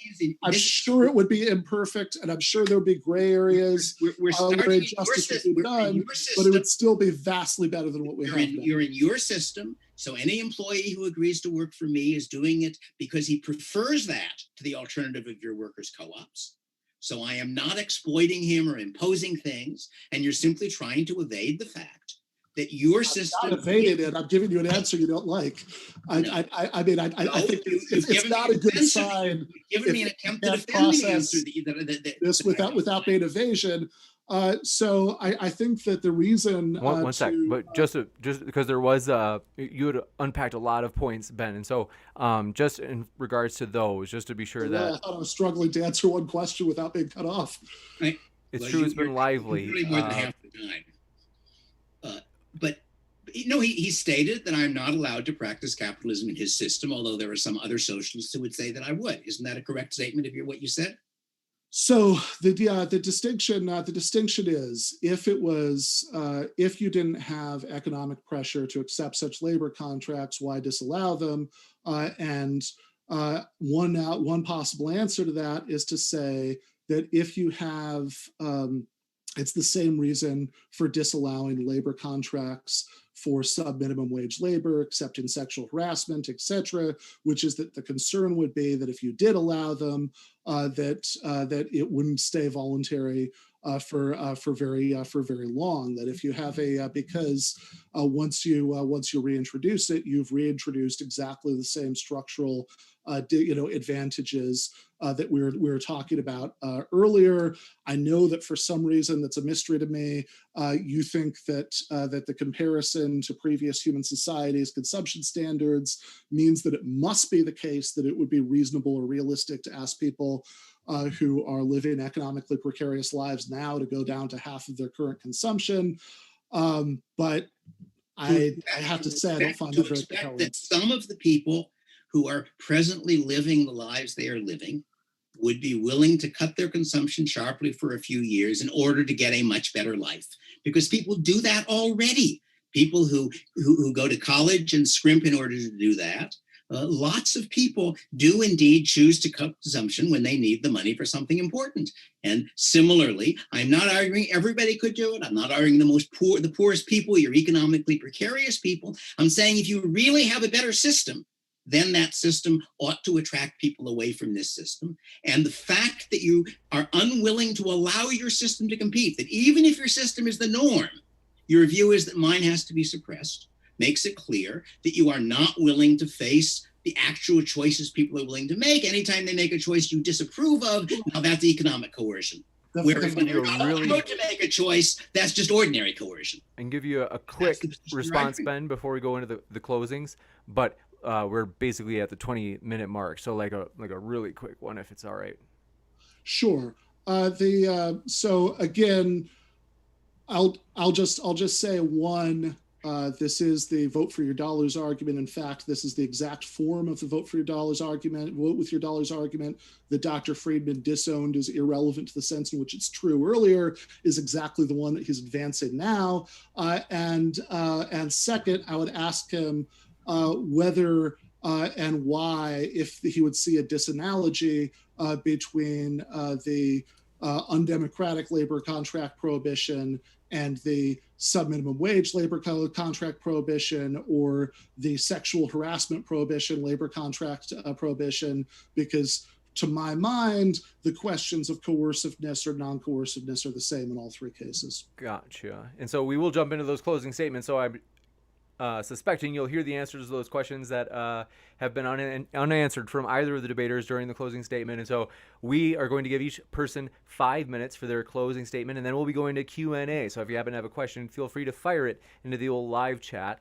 And so thanks, gentlemen. That was lively. And also want to remind you, folks, our guests are linked in the description. And so we really appreciate our guests. We encourage you. You must love this topic if you're here, so you can learn and read and hear more by clicking on our guest links in the description. And so with that, we'll kick it over to Ben for his 5-minute opening statement. Ben, the floor is all yours. Yeah, so if we're interested in the consequences of different economic systems, then something I've mentioned a few times, but is worth underlining and circling now, is that you want to look at the consequences not only of the United States and the Soviet Union or these other examples. You want to look at the consequences of relatively laissez-faire forms of capitalism versus social democratic systems that have created the most livable societies humans have thus far devised by doing things like nationalizing healthcare as exists as the predominant, at least, form of healthcare in most Scandinavian societies, having sectoral bargaining, etc., and then see how you can build on that by transitioning to an entirely new system. You also want to look at the comparative consequences of working at capitalist corporations versus working at worker-owned firms. Firms like Mondragon have, for example, a vastly lower level of economic inequality. But what I really want to close by getting back to is what Dr. Friedman mentioned at the beginning of his opening statement, because I'm when I'm arguing for a society that would take the elements that have been successfully beta tested in nationalized industries within functioning democratic governments, and also within internally democratic worker cooperatives. We look at what worked in the social democracies. We looked at what works in Mondragon, for example, and we say, okay, how could we combine these elements to create a fully socialist society that, for the first time since the agricultural revolution, wouldn't be divided into a subservient workforce and a ruling class. I know Dr. Friedman doesn't regard employment relations in the United States as being characterized by subservience. All I can say is that I find that incredible.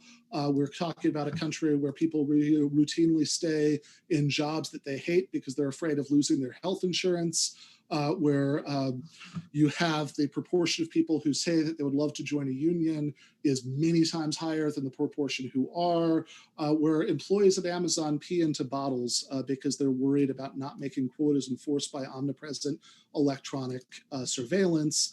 That seems pretty bad to me. Now, why don't people just transition to a better form of society by voluntarily having already an adequate consumption for a few years?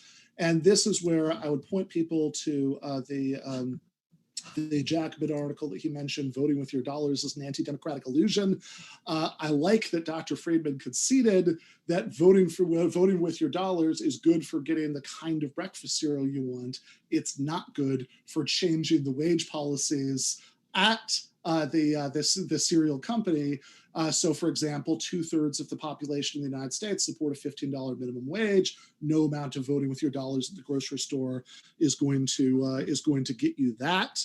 And I think that that this argument about how, oh, if this were really great, then you would expect people to start voluntarily having their consumption for a few years to achieve it, is just an extreme form of the very version of the voting with your dollars argument that he disowns, the version that says that you can use this not only to get the products that you like, but to achieve broader forms of social change. We agree that that won't work. So the real question is, can we do the things that will work? And I think both in terms of consequentialism and any more plausible moral theory, we can and we absolutely should. Thank you very much. We'll jump into the 5-minute closing statement from Dr. Friedman as well. And so the floor is all yours, Dr. Friedman. Thanks so much. I don't want to discuss state socialism because if I understand Ben correctly, he agrees that the full-scale version of that was a disaster. He's arguing for partial versions. He thinks they work well. I think they don't. That could be an interesting argument, but it's less interesting than the argument I'd like to have, which is out about the workers' co-ops part of his thesis. And the first response I have is that if that really is a better way of organizing things, if it can produce goods as good and as cheaply and provide as good terms, at least as good terms or better terms for the workers, then you ought to see a whole lot of it. Indeed, it ought to be the dominant form, as it is a legal form in this economy. And Ben's argument seems to be that workers' co-ops don't have access to the capital market. That isn't true. If you start a firm that is organized as a workers' co-op, which is perfectly legal, it can sell bonds, and since it's using the money to buy capital assets, it can use some of those capital assets as security for those bonds. It can't sell stock because that would dilute ownership, which isn't part of his system. It has the additional ability that it can borrow money from the workers to the extent that the workers care about it. He missed half of my voting with dollars point, which is that the person who votes with dollars on what General Mills makes is the consumer. And the person who votes with dollars on General Mills' employment policy is the worker. That is to say, General Mills has got to find people who would rather work for them than for anybody else. We have a competitive labor market, which is why very large numbers of people are paid more than the minimum wage. I don't think that it's because the firms do it out of the goodness of their heart. And so the workers' co-ops will be competing for labor in the same market. And if they can offer somewhat better terms to workers, which he claims much better terms to workers because of all the money they're saving through not having to pay bosses, then you would expect that they would be common, especially common in fields that have relatively low capital to labor ratios. And they ought to spread and become very common. And I observe, this is in a sense the telling point, that Ben is not willing to let his system face competition, that he wants to have the government first seize all the property and then forbid anybody else from organizing their relations the way they want to. In the market system, I don't get to enslave people. I don't, his system doesn't, although state socialism does. But in the market system, the only way I'm going to be able to get those workers to work for my firm, my little tiny firm when it starts, is if I can offer them terms they like better than what they would get by joining a workers' co-op. And if he's not willing to face that, that means he is not, in fact, willing to accept the choices that individual consumers and workers would make. That, again, the point is not that the workers would form the workers' co-op because they want a socialist society. The point is that the workers would form a workers' co-op, he's right, because they'd like to be paid better under more desirable circumstances. That's a private good, not a public good. It's not a public change. The change to the system he wants would be a side effect of individual workers acting in their own interest, just like individual consumers do. And they are voting with their dollars or with their hours, if you want to put it that way, but it's the same thing, by what jobs they are willing to take. And the fact that he believes pretty clear, I assume he believes, maybe he'll change his mind at this point, that in his system, people might still do that and shouldn't be allowed to, because he knows that they're making the wrong decision. Seems to me pretty clear evidence that he suspects the system doesn't work very well. Workers' co-ops have some advantages, but they have some fairly sizable disadvantages, which is why they're uncommon. They are less able to hire labor, because when you hire labor, you are in effect diluting your ownership in the workers' co-op, which the workers have. That was one of the problems the Yugoslavs had with their workers' co-ops. They're a little bit less able to attract capital because they can't offer ownership, but they can, as I say, borrow capital ordinarily.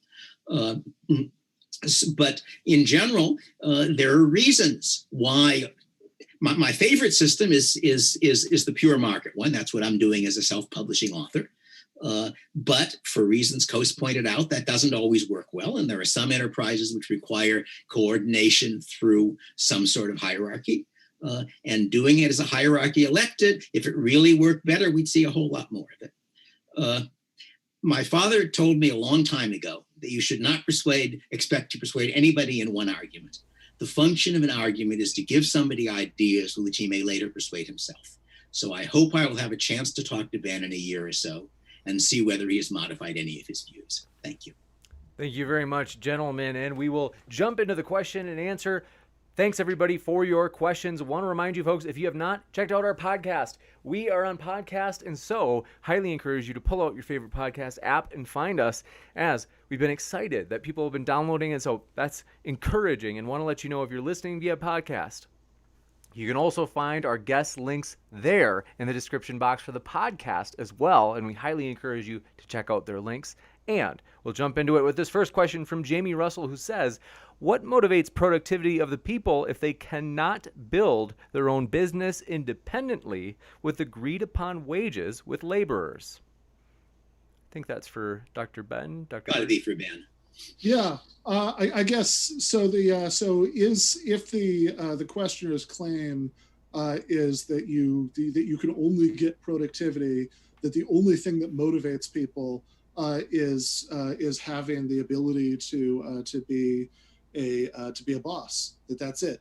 Then I think they would find the world in which we live deeply confusing, because most people are motivated to work, even knowing that most of them will not be able to do that. You have a certain percentage of the population that will try to do that, but you also have massive chunks of the population who don't. You have in places like the Basque Country in Spain, you have plenty of people who are motivated to work at Mondragon, the Italian examples that are similar, etc., including lots of technological innovation that happen in those places. So I'd just say that I'd reject the premise of the question.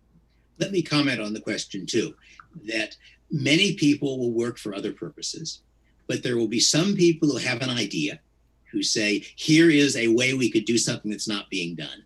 And it is going to be a good deal harder for them to achieve that if the only way of doing it is to talk 500 or 1,000 other members of their workers' co-ops into trying their idea, than if they also have the option, as they do. I mean, they can do the equivalent of that in our system by talking a firm into it, but that your system rules out the option of saying, I'm willing to bet on my idea. I'm going to start a little firm. If I'm really lucky, I'm going to end up as a Bill Gates or something. Maybe I won't. But you think about how restaurants are started and things of that sort, which are on a much smaller scale. Those are a case where somebody thinks he's got something he wants to do and he can do it. He can't do it all by himself. He's got to hire people. And in your system, he does not have that option. Next up, you still have the option of starting a small firm. You just have to give the other people who work full time the vote. So if your dream is to have a particular kind of restaurant, you can do that. If your particular dream is to have that particular kind of restaurant and be a tyrant within its internal structure, then I have bad news for you. And if your dream is to have a particular kind of restaurant under your system, as soon as you've hired 2 people, those people can then change what kind of restaurant it is, because you don't own it, even though it was your idea that you created.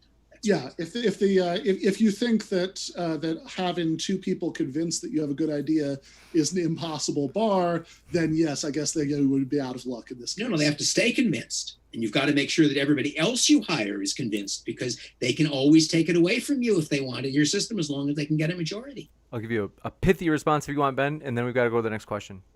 Yes, it is a disadvantage of democracy over dictatorship that you have the danger of being overruled. Still unfathomably better for human welfare. It's not a dictatorship because the other people don't have to keep working for you. So it's a dictatorship that allows immigration is not dictatorship. The system of government by which restaurants are currently run, forget about the employees, just think about the customers for a moment, is, if you wish, a competitive dictatorship. That is to say, I have no vote on what's on the menu and an absolute vote on which restaurant I go to and what I buy there.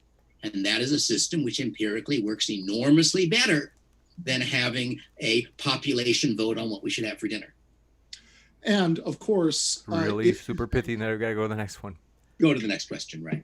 If you think that go to the next question. The amount of control that a boss has over your life we'll give you is remotely equivalent, then exit would be good enough. But just as most people would prefer having democracy within a country to having a system of dictatorships that they can freely move around between. Okay, we must go to the next one. I need pithy. I hate to jump in on you, but next one from Brathwaite says, people never get the definitions correct. In Marxism, the worker owns the right to the value of the goods they produce, not the financier. I guess I don't quite get what that's directed against. I don't think it's a question. Oh, good. Yeah, I wasn't exactly sure what the point was either. But Brenton Langle, we have confidence. Good to see you, Brenton. Says China's famines were not due to socialism. They were due to the CCP believing USSR propaganda about Trofim Lysenko's ineffective farming practices.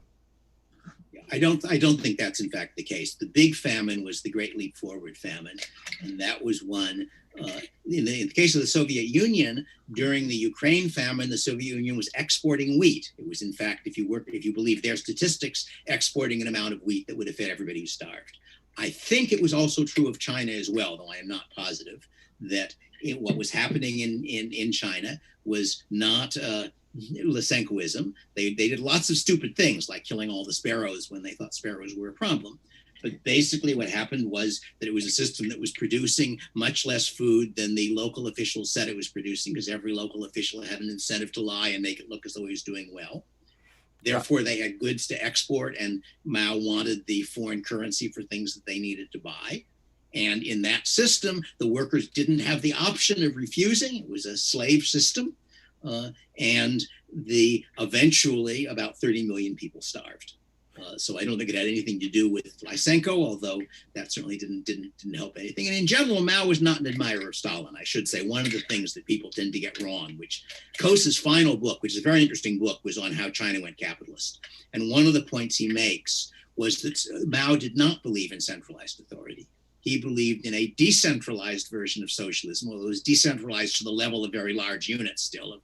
And that what actually happened in China under Mao was that it was going back and forth between failed versions of decentralist, at which point they switched back to more centralist, and then failed versions of centralist. Very interesting book, incidentally. Thank you. I think I could do this in about 3 sentences. The Great Leap Forward happened because of a lack of democracy. There's no way they would have stuck with that policy if the peasants could vote Mao out of office, which goes to why democracy and not just freedom of exit is important. I like it so much I want it in the economy. Next up, thank you very much for your question. Anti-Kathira says, I think they're saying FB if they mean Facebook. FB product is users' attention sold to advertisers. Okay, yep, Facebook.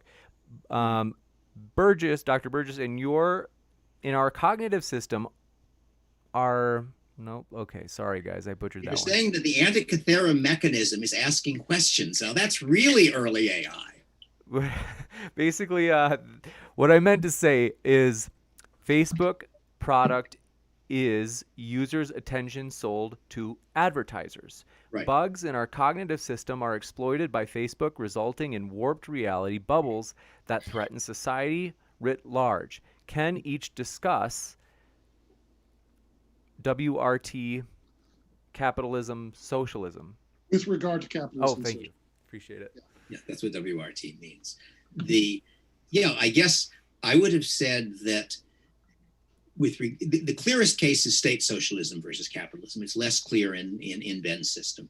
And that is that in the capitalist system, the decisions you make are mostly decisions where you get the consequences. If you choose to work for an employer who treats you very badly, you will have an unpleasant employment. If you choose to buy food that doesn't taste good, you will eat it. So as a general rule, in the capitalist system, you have an incentive, though not a perfect incentive, to try to get accurate information. Compare that to a political system where if I vote for the wrong person, the chance that will result in that person getting elected is something like 1 in a million or 1 in 2 million in a country the size of this. If somehow I make the right decision, that will produce a large benefit that is benefit shared with 330 million other Americans. So in general, in the political mechanism, individuals do not have an incentive to behave rationally when it costs anything. Whereas in the private one, they do have such an incentive, which does not mean they are perfectly rational. Now, workers' co-op is going to be in between, because in the workers' co-op, when I, as an individual, am trying to decide, should I vote for buying that new gizmo that they say will let our workers' co-op produce stuff better? I'm in a much smaller polity than the US, and if the workers' co-op is 8 people, that's probably going to work pretty well, because I'm going to say, yes, indeed, if I figure it out and a couple of my buddies figure it out, we'll get it or not get it. And if we make or lose money as a result, we'll all be better off. But if you're talking about a workers' co-op of 10,000 or 50,000, a workers' co-op equivalent of Walmart, say, which would be a good deal bigger than that, now each worker knows that he has very little incentive to get well informed and therefore is likely to be more irrational. So I think it's a problem exists in both. It is a problem which is much worse in the state socialist version and somewhat worse in Ben's socialist version. Thanks so much. And go ahead, Ben. So the original question I thought was about Facebook and the things that they do to make their product more addictive. And I would say that if we have a collective ownership of social media companies, then that usefully removes a lot of those incentives. That's one good reason to do it. Another good reason to do it is to protect users' free speech, because the incentives that the current owners have to do that are clearly not working out as predicted. Whereas we can look at the actually existing public sector and see that free speech is vastly more secure there right now than it is in the private sector. If you work for a public university, somebody fires you for your politics, then you can take legal action and get your job back. If you work for a non-unionized private firm and the same thing happens to you, by and large, you are out of luck.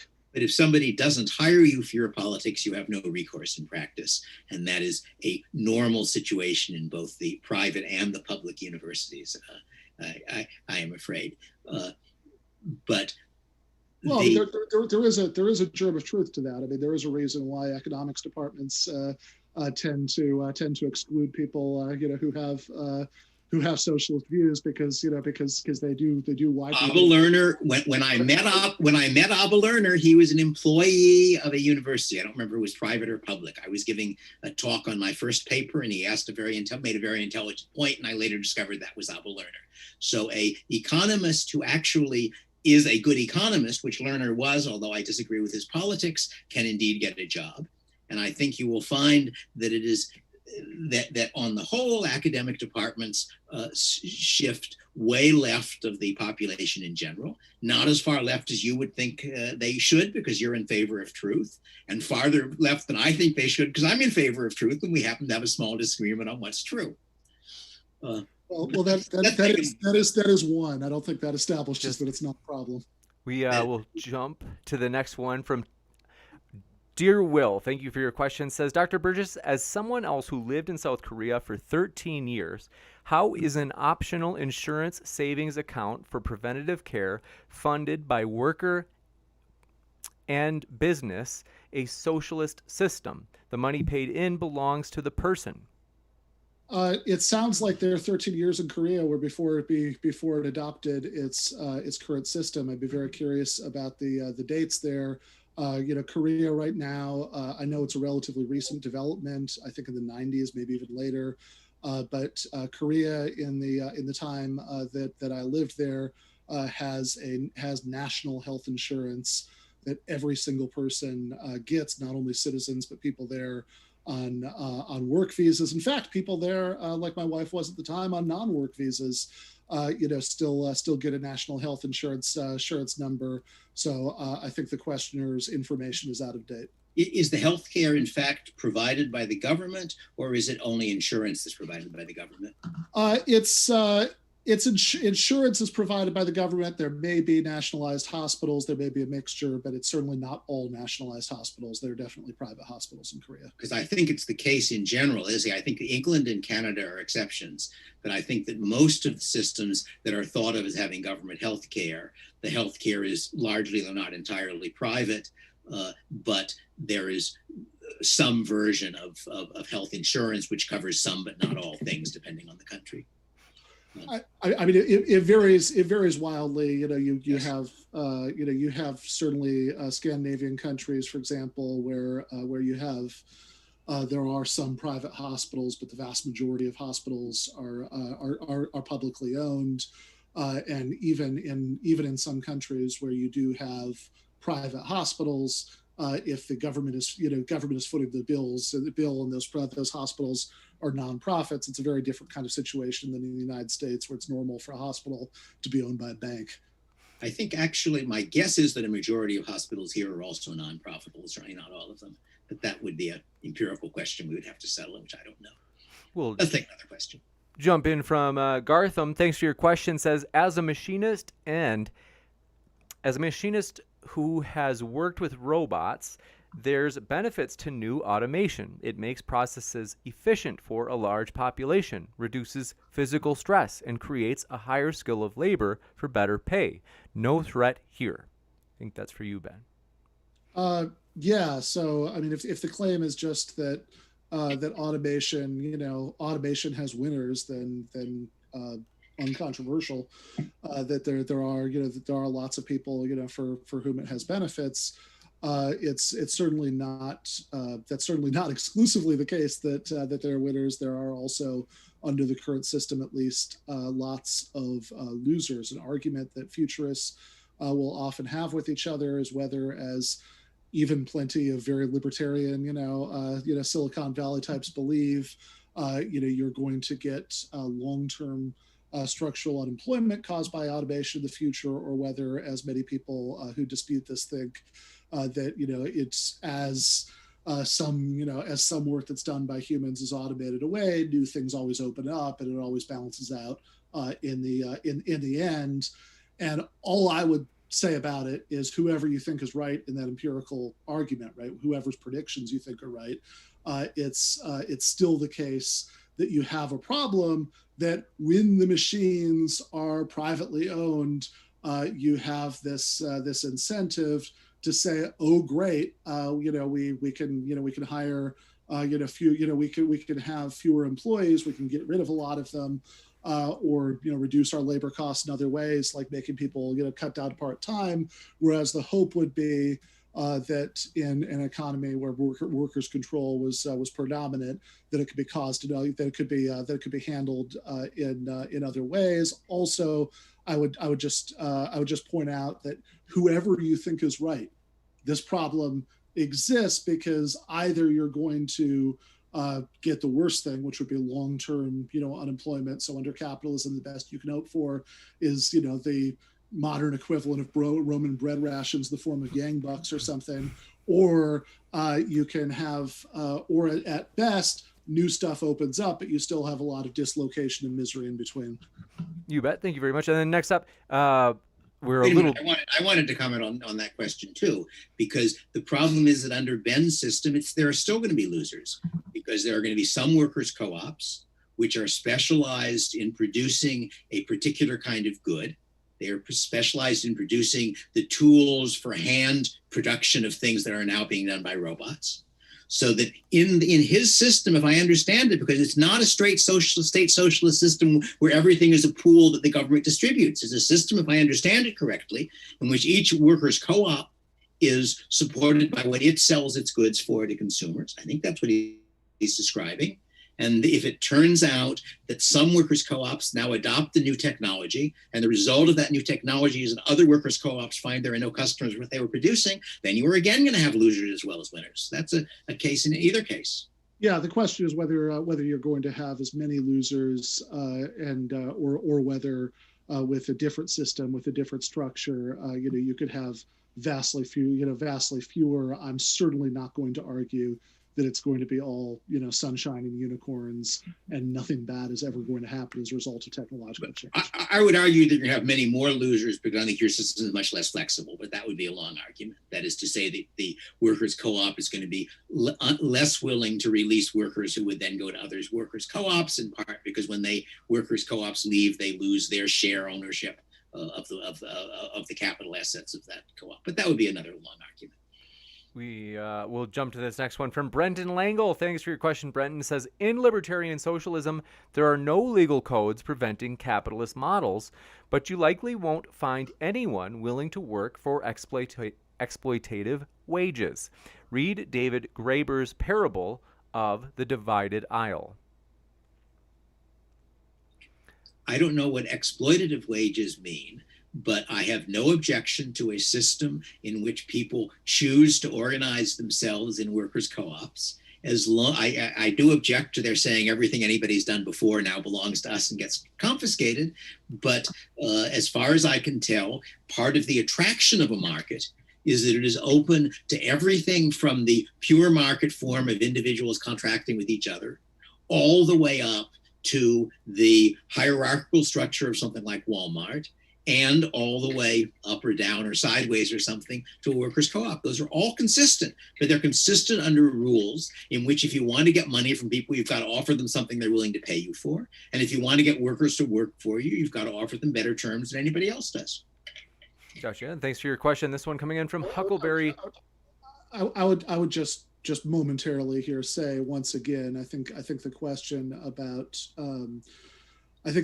about competition and having reintroducing wage labor, I think, is structurally similar to the questions about minimum wage laws, sexual harassment laws, and the numerous other ways that civilized societies prohibit certain employment contracts. Now, whether it would be necessary to so prohibit it or not is an empirical question, but whether there's anything wrong in principle with prohibiting certain kinds of abusive labor contracts, I see no reason whatsoever to put this in a different category than those other cases. Another question? Thank you very much, Gartham. They say, in my work, we can invest in company stock with a discount over time, giving ownership and an incentive to dedicated employees over time. Is this better than a co-op? I mean, I can give my response. I wasn't sure who. I would say no, and my reason for thinking no is that if you have partial employee ownership, then that's certainly not going to have all of the benefits of worker ownership, especially if different employees are owning different chunks of it, and even if you have a case where an entire company is owned by like an ESOP, an employee stock ownership plan, then this is an improvement in some ways on standard firms, but if it's not organized as a worker co-op, then your day-to-day experience at work is going to be the same. So I would say the company is entirely owned by the employees. then all of your arguments about why it can't become a workers' co-op go away. They already own all of those capital assets. So if you believe, you hope that you can persuade the population of the US to make this massive political change, but you don't believe that you can persuade a majority of the employees of a company where it's all stock ownership to simply reorganize their company in what you believe is a much superior fashion. That seems a little bit striking. Yeah, I mean, it would be strange if I believed that or if I said it. I don't think I expressed any prediction, any view one way or the other about that. I just said that if they don't make that change, then they're disadvantaged. But if you're right, then they would make the change. You're saying that anyway. Well, I mean, just because I want to, just because Dr. Friedman yielded on the last one, I want to give Dr. Friedman the last word on. But let's see, Huckleberry Sin said, Dr. Burgis, can you explain how a social program that works with 50 million people can work with 350 million people or even a billion people? Yeah, so this is the scaling up objection, and I think it is interesting to note that if Dr. Friedman is right, and one of the very first things that he said about how top-down forms of planning are most effective at very small scales and become less and less effective as you scale up, then that should mean that the more people that you're talking about within a firm, the more advantageous it should be to organize it as a cooperative rather than to have to organize as a market. The alternative I'm offering is not your co-op, because your co-op also has scaling problems. The alternative I'm offering is that everybody is contracting with everybody else, buying and selling, what was called the inside contracting policy in the 19th century. It has serious limitations, which is why many things are not done that way. But the basic argument on scaling is that centralized control, whether centralized control through democracy or through a boss or either in between, scales badly. Markets scale well. There are, however, some enterprises for which the transaction costs of working through a market are high.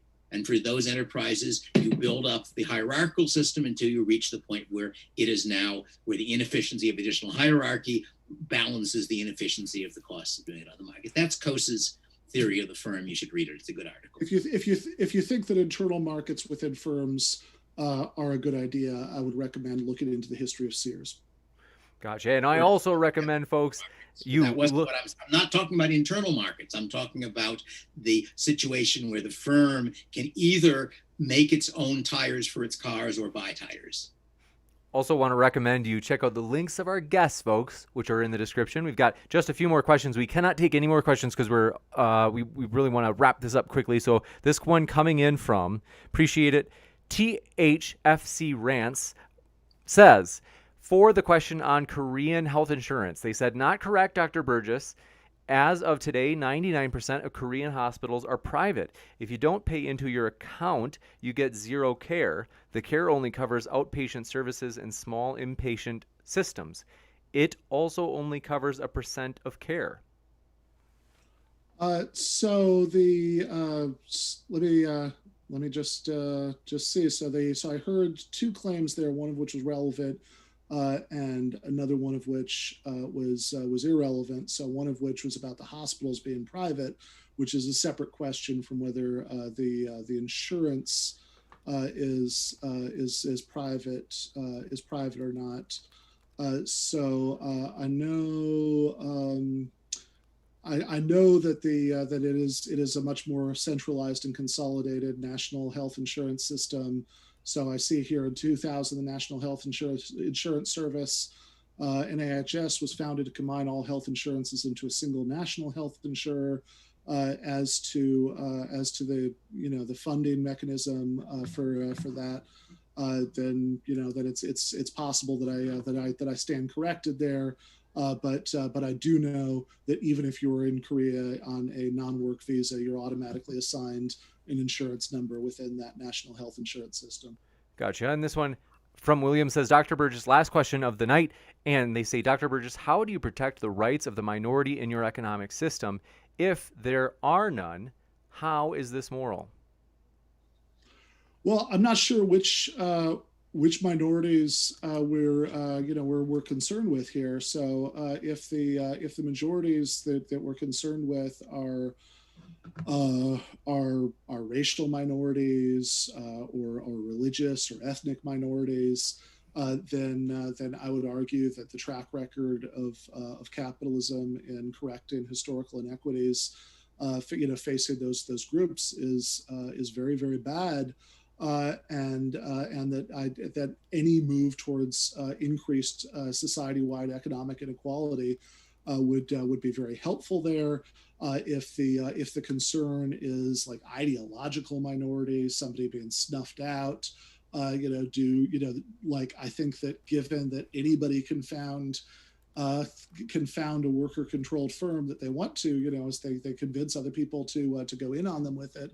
I'm not sure where that concern arises within the sort of feasible socialism being described. If the minorities that we're concerned about is the minority of the population that currently employs most of the rest of the population, then yes, it's a well-founded concern, but that's not a minority that I stay up at night worrying about. Gotcha. And want to say, folks, our guests are linked in the description. Folks, it doesn't end here. Hopefully this is just the start, where you now go to their links at the very top of the description, click them, and you can read and hear plenty more from our guests. We really do appreciate them. We want to say thank you very much, Dr. Friedman and Dr. Burgis. It's been a true pleasure to have you. Thank you for hosting us. Thank you, James. Our pleasure. And so I will be back in just a moment with a post-credit scene where I'm just going to basically let you guys know what upcoming debates there are, as we're very excited about the future. And so I will be back in just a moment. Keep sifting out the reasonable from the unreasonable, everybody.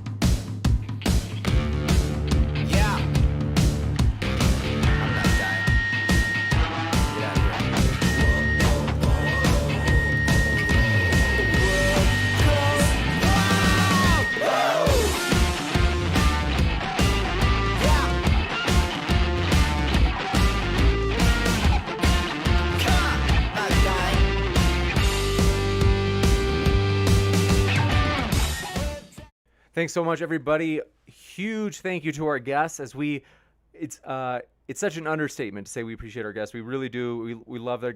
I mean, I can also tell you they're both personable, friendly guys, and so I would encourage you folks to click on the links of our guests in the description below from both Dr. Burgis and Dr. Friedman. Really do want you to check them out. And so it is honestly, that was an exciting one. It was a fun one. And so glad to just quick say hello to you. Union Brother, thanks for being with us, my friend. I did actually just talk to Matt Dillahunty today. And so not over the phone, just through messaging. And basically, Matt said, he's like, well, I'll think about it in terms of, coming back on in the future. And he said, let me know if there's a debate that you want to run by me in the future. So it is a possibility. And like I said, we never feel entitled to any guest. We are just thankful to have the guests that we have. As I have to say, like, we're not only thankful, but thrilled because they're spectacular guests. And so, yeah, it's a possibility, but do want to quick say hello to everybody and say thanks for being here with us. Manic Pandas, thanks for being with us. Fox Sushi, good to see you again. And let's see. Thanks for your kind words, Modular Mammoth. Thanks for your kind words, Antonio. And thanks so much, C Money Burns, for your encouragement. And yeah, folks, I have gotten your feedback in the chat, and I would agree that my moderation can improve, and it's a point of it's something that I am like 100% open to. I'm not like, oh man, I'm just gonna stay the way I am, and I'm like, no, like I'm open to the idea that I can improve in moderating. And so I do want you to know, like I do take that seriously in terms of your feedback, and I appreciate you. And so if you thought, hey, this could really use some improvement, well, I am working on it, no joke. And so believe it or not, despite having done so many debates, I'm like, you know what? I can improve, and there are ways in which I'll be working on that. So thank you for being with us. And Doug A., glad to have you. Ooh, excuse me. Thanks so much for being with us, Doug A. Thanks, Space, for coming by. Also, Top Hot 2, we got 208 likes. Thank you guys so much for your support. That is super encouraging. Really appreciate that. And also, I have to go in just a moment, but forgive me. Can you give me 2 seconds? I'll call you right back. Thanks so much. Friends, I had promised a friend that I would talk to him, and this show went later than I expected, and so I can't stay long, but I just want to say thank you, everybody, for being with us. Thanks, Stacy Flores, for being with us. Mr. Evolution 573, thanks for your kind words. Thanks, Sideshow Nav, for being here again. Lance Plays, LOL, thanks for being with us. And yeah, we're excited though. And so you guys, I appreciate all of your kind words and love. It's a really hard thing to moderate because for me, it is like, it's so hard where I'm like, I want to be as fair as possible. And there's just a lot of stuff going on in my head in terms of like different factors, and me wondering as well if I'm like, well, should I say something at this point, or is it my bias that might make me say something? So there's like a lot of like examining during the debate where I'm like questioning myself and kind of saying like, should I, or am I being biased for wanting to jump in? And so I appreciate you guys letting me know that, your feedback. And thanks for your Modular Mammoth. Thanks for your kind words. Said thank you for making this platform despite my criticism of moderation in this debate. Thank you for letting me know that. That seriously does mean a lot. I like the idea of like me getting to have a relationship with you in which it's like one in which there's potential for growth. Because here's the trick. One thing too, sometimes people are like, screw modern day debate. I'm never coming back. I hate you.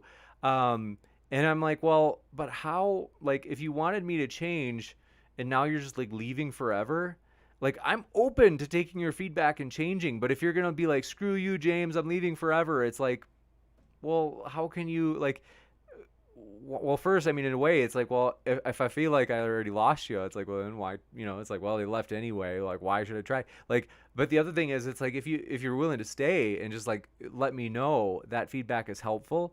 And so we do appreciate kind of having that ongoing relationship with you guys. And thanks for that. And so let's see. Top Hot 2 says, spent today's debate chatting on Twitch. It's great over there. Very chill. I'm so glad to hear that, my friend. Thanks for letting me know. And it is true. We are on Twitch, folks.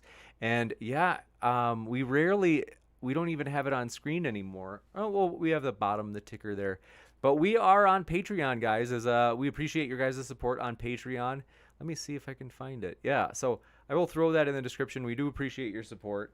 And, check it out if you dig it. It's nothing fancy, to be honest, but I will just throw it in the chat in case you're like, hey, cool. But, we don't really have anything like super cool or fancy in terms of Patreon, to be honest. It's more of like if you just love the vision of our goal, our vision is to provide a level playing field where everybody can make their case and that it would be as fair as possible. And so we are working on perfecting it, that's for sure. We still have, a ways to go, but thank you so much for your super chat. Oh gosh, there it is. Oh yeah, I read that. Thank you, Topbot. Appreciate that, buddy. Mark, thanks so much, Modular Mammoth, for your kind words. Though said appreciate the effort. We'll be back. That means a lot. I really do appreciate that. And then Mark Reed says, "Don't giggle at Darth Dawkins." That's true.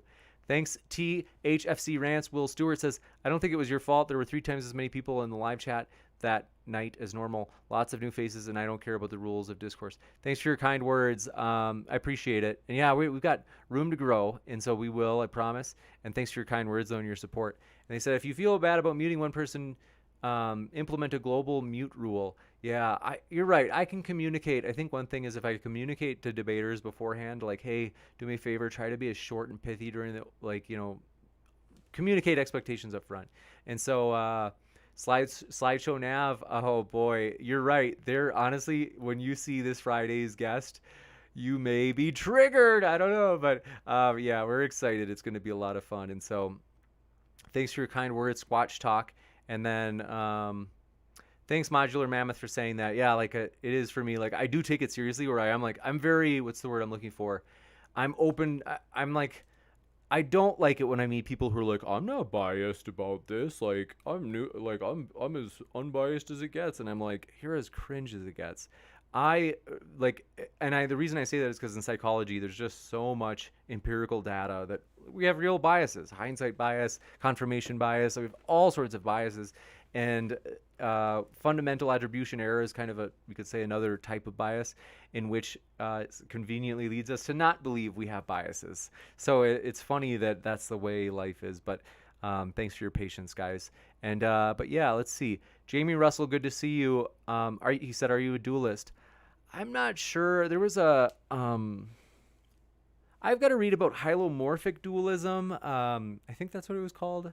But long story short, I'm still not sure on that issue. But I appreciate your appreciation for the philosophy of mind. And Brooke Chavez says, there is someone who can help with Twitch emotes and stuff. Oh, that's cool. Thanks for Twitch chat for being. Oh, thanks, Brooke Sparrow, for your kind words. Thanks for gifting a sub to Top Settle. What's the word I'm looking for? Brooke Sparrow is a generous person, and so that is cool. And then Top Settle said, I love watching. Not done them. I do try to reason with people in real life. I do appreciate you guys being here in the Twitch chat as well. I know that sometimes I'm a little slow to check it, but let's see. We do appreciate all of your kind words and support and everything else. And so let me just peek through here. I wish I could stay longer. I just have to run. But Brooke Chavez says, there are a lot of folks who will join Twitch if the stream has the interactive aspects. That gives chat ways to support your channel in a monetary way. Oh, okay. Well, I will work on that. And I appreciate you letting me know that if it makes it more fun and engaging in the chat, that's great. And thank you guys, though, for letting me know all these things. I'm still learning Twitch as well. And so long ways to go. So thank you guys so much for all of your support, all of your help in teaching me these things, because I'm dead serious. That's there are 2 things on my priority list right now.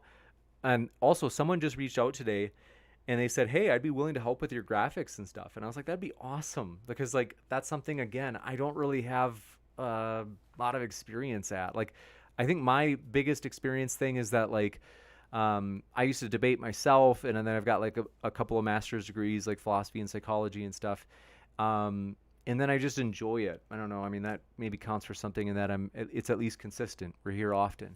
And so, otherwise I I have to be honest, like the tech stuff and in even moderating after about 500 debates, there's room for improvement to be sure. So thanks for your flexibility. And so,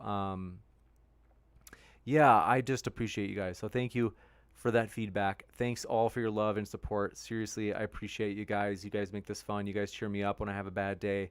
You guys, honestly, I just appreciate doing this. You guys make it fun. The more the merrier. Thanks for all of your support, you guys. But yeah, I'm pumped. And so thanks for your kind words, you guys. Seriously, it means a lot. We will be back Friday night, and I promise it's going to be a juicy one, you guys. It's going to be an exciting one. And so you won't want to miss this one. I can assure you. And so thanks so much. Want to let you know we appreciate you. Keep sifting out the reasonable from the unreasonable. And I wish I could stay later, but I've got to run as like I had said, I promised a friend. Oh gosh, I didn't even realize it's this late. So I definitely have to run. But thanks everybody. Keep sifting out the reasonable from the unreasonable. We'll be back next time. If you have not yet, hit that subscribe button and that notification bell for reminders so you don't miss this Friday surprise, juicy, epic debate. And so thank you guys so much for your kind words, Brooke Chavis and Jamie Russell. And I just really thank you guys for everything. Appreciate all you guys. Love you guys. And so thanks for all your kind words. See you next time.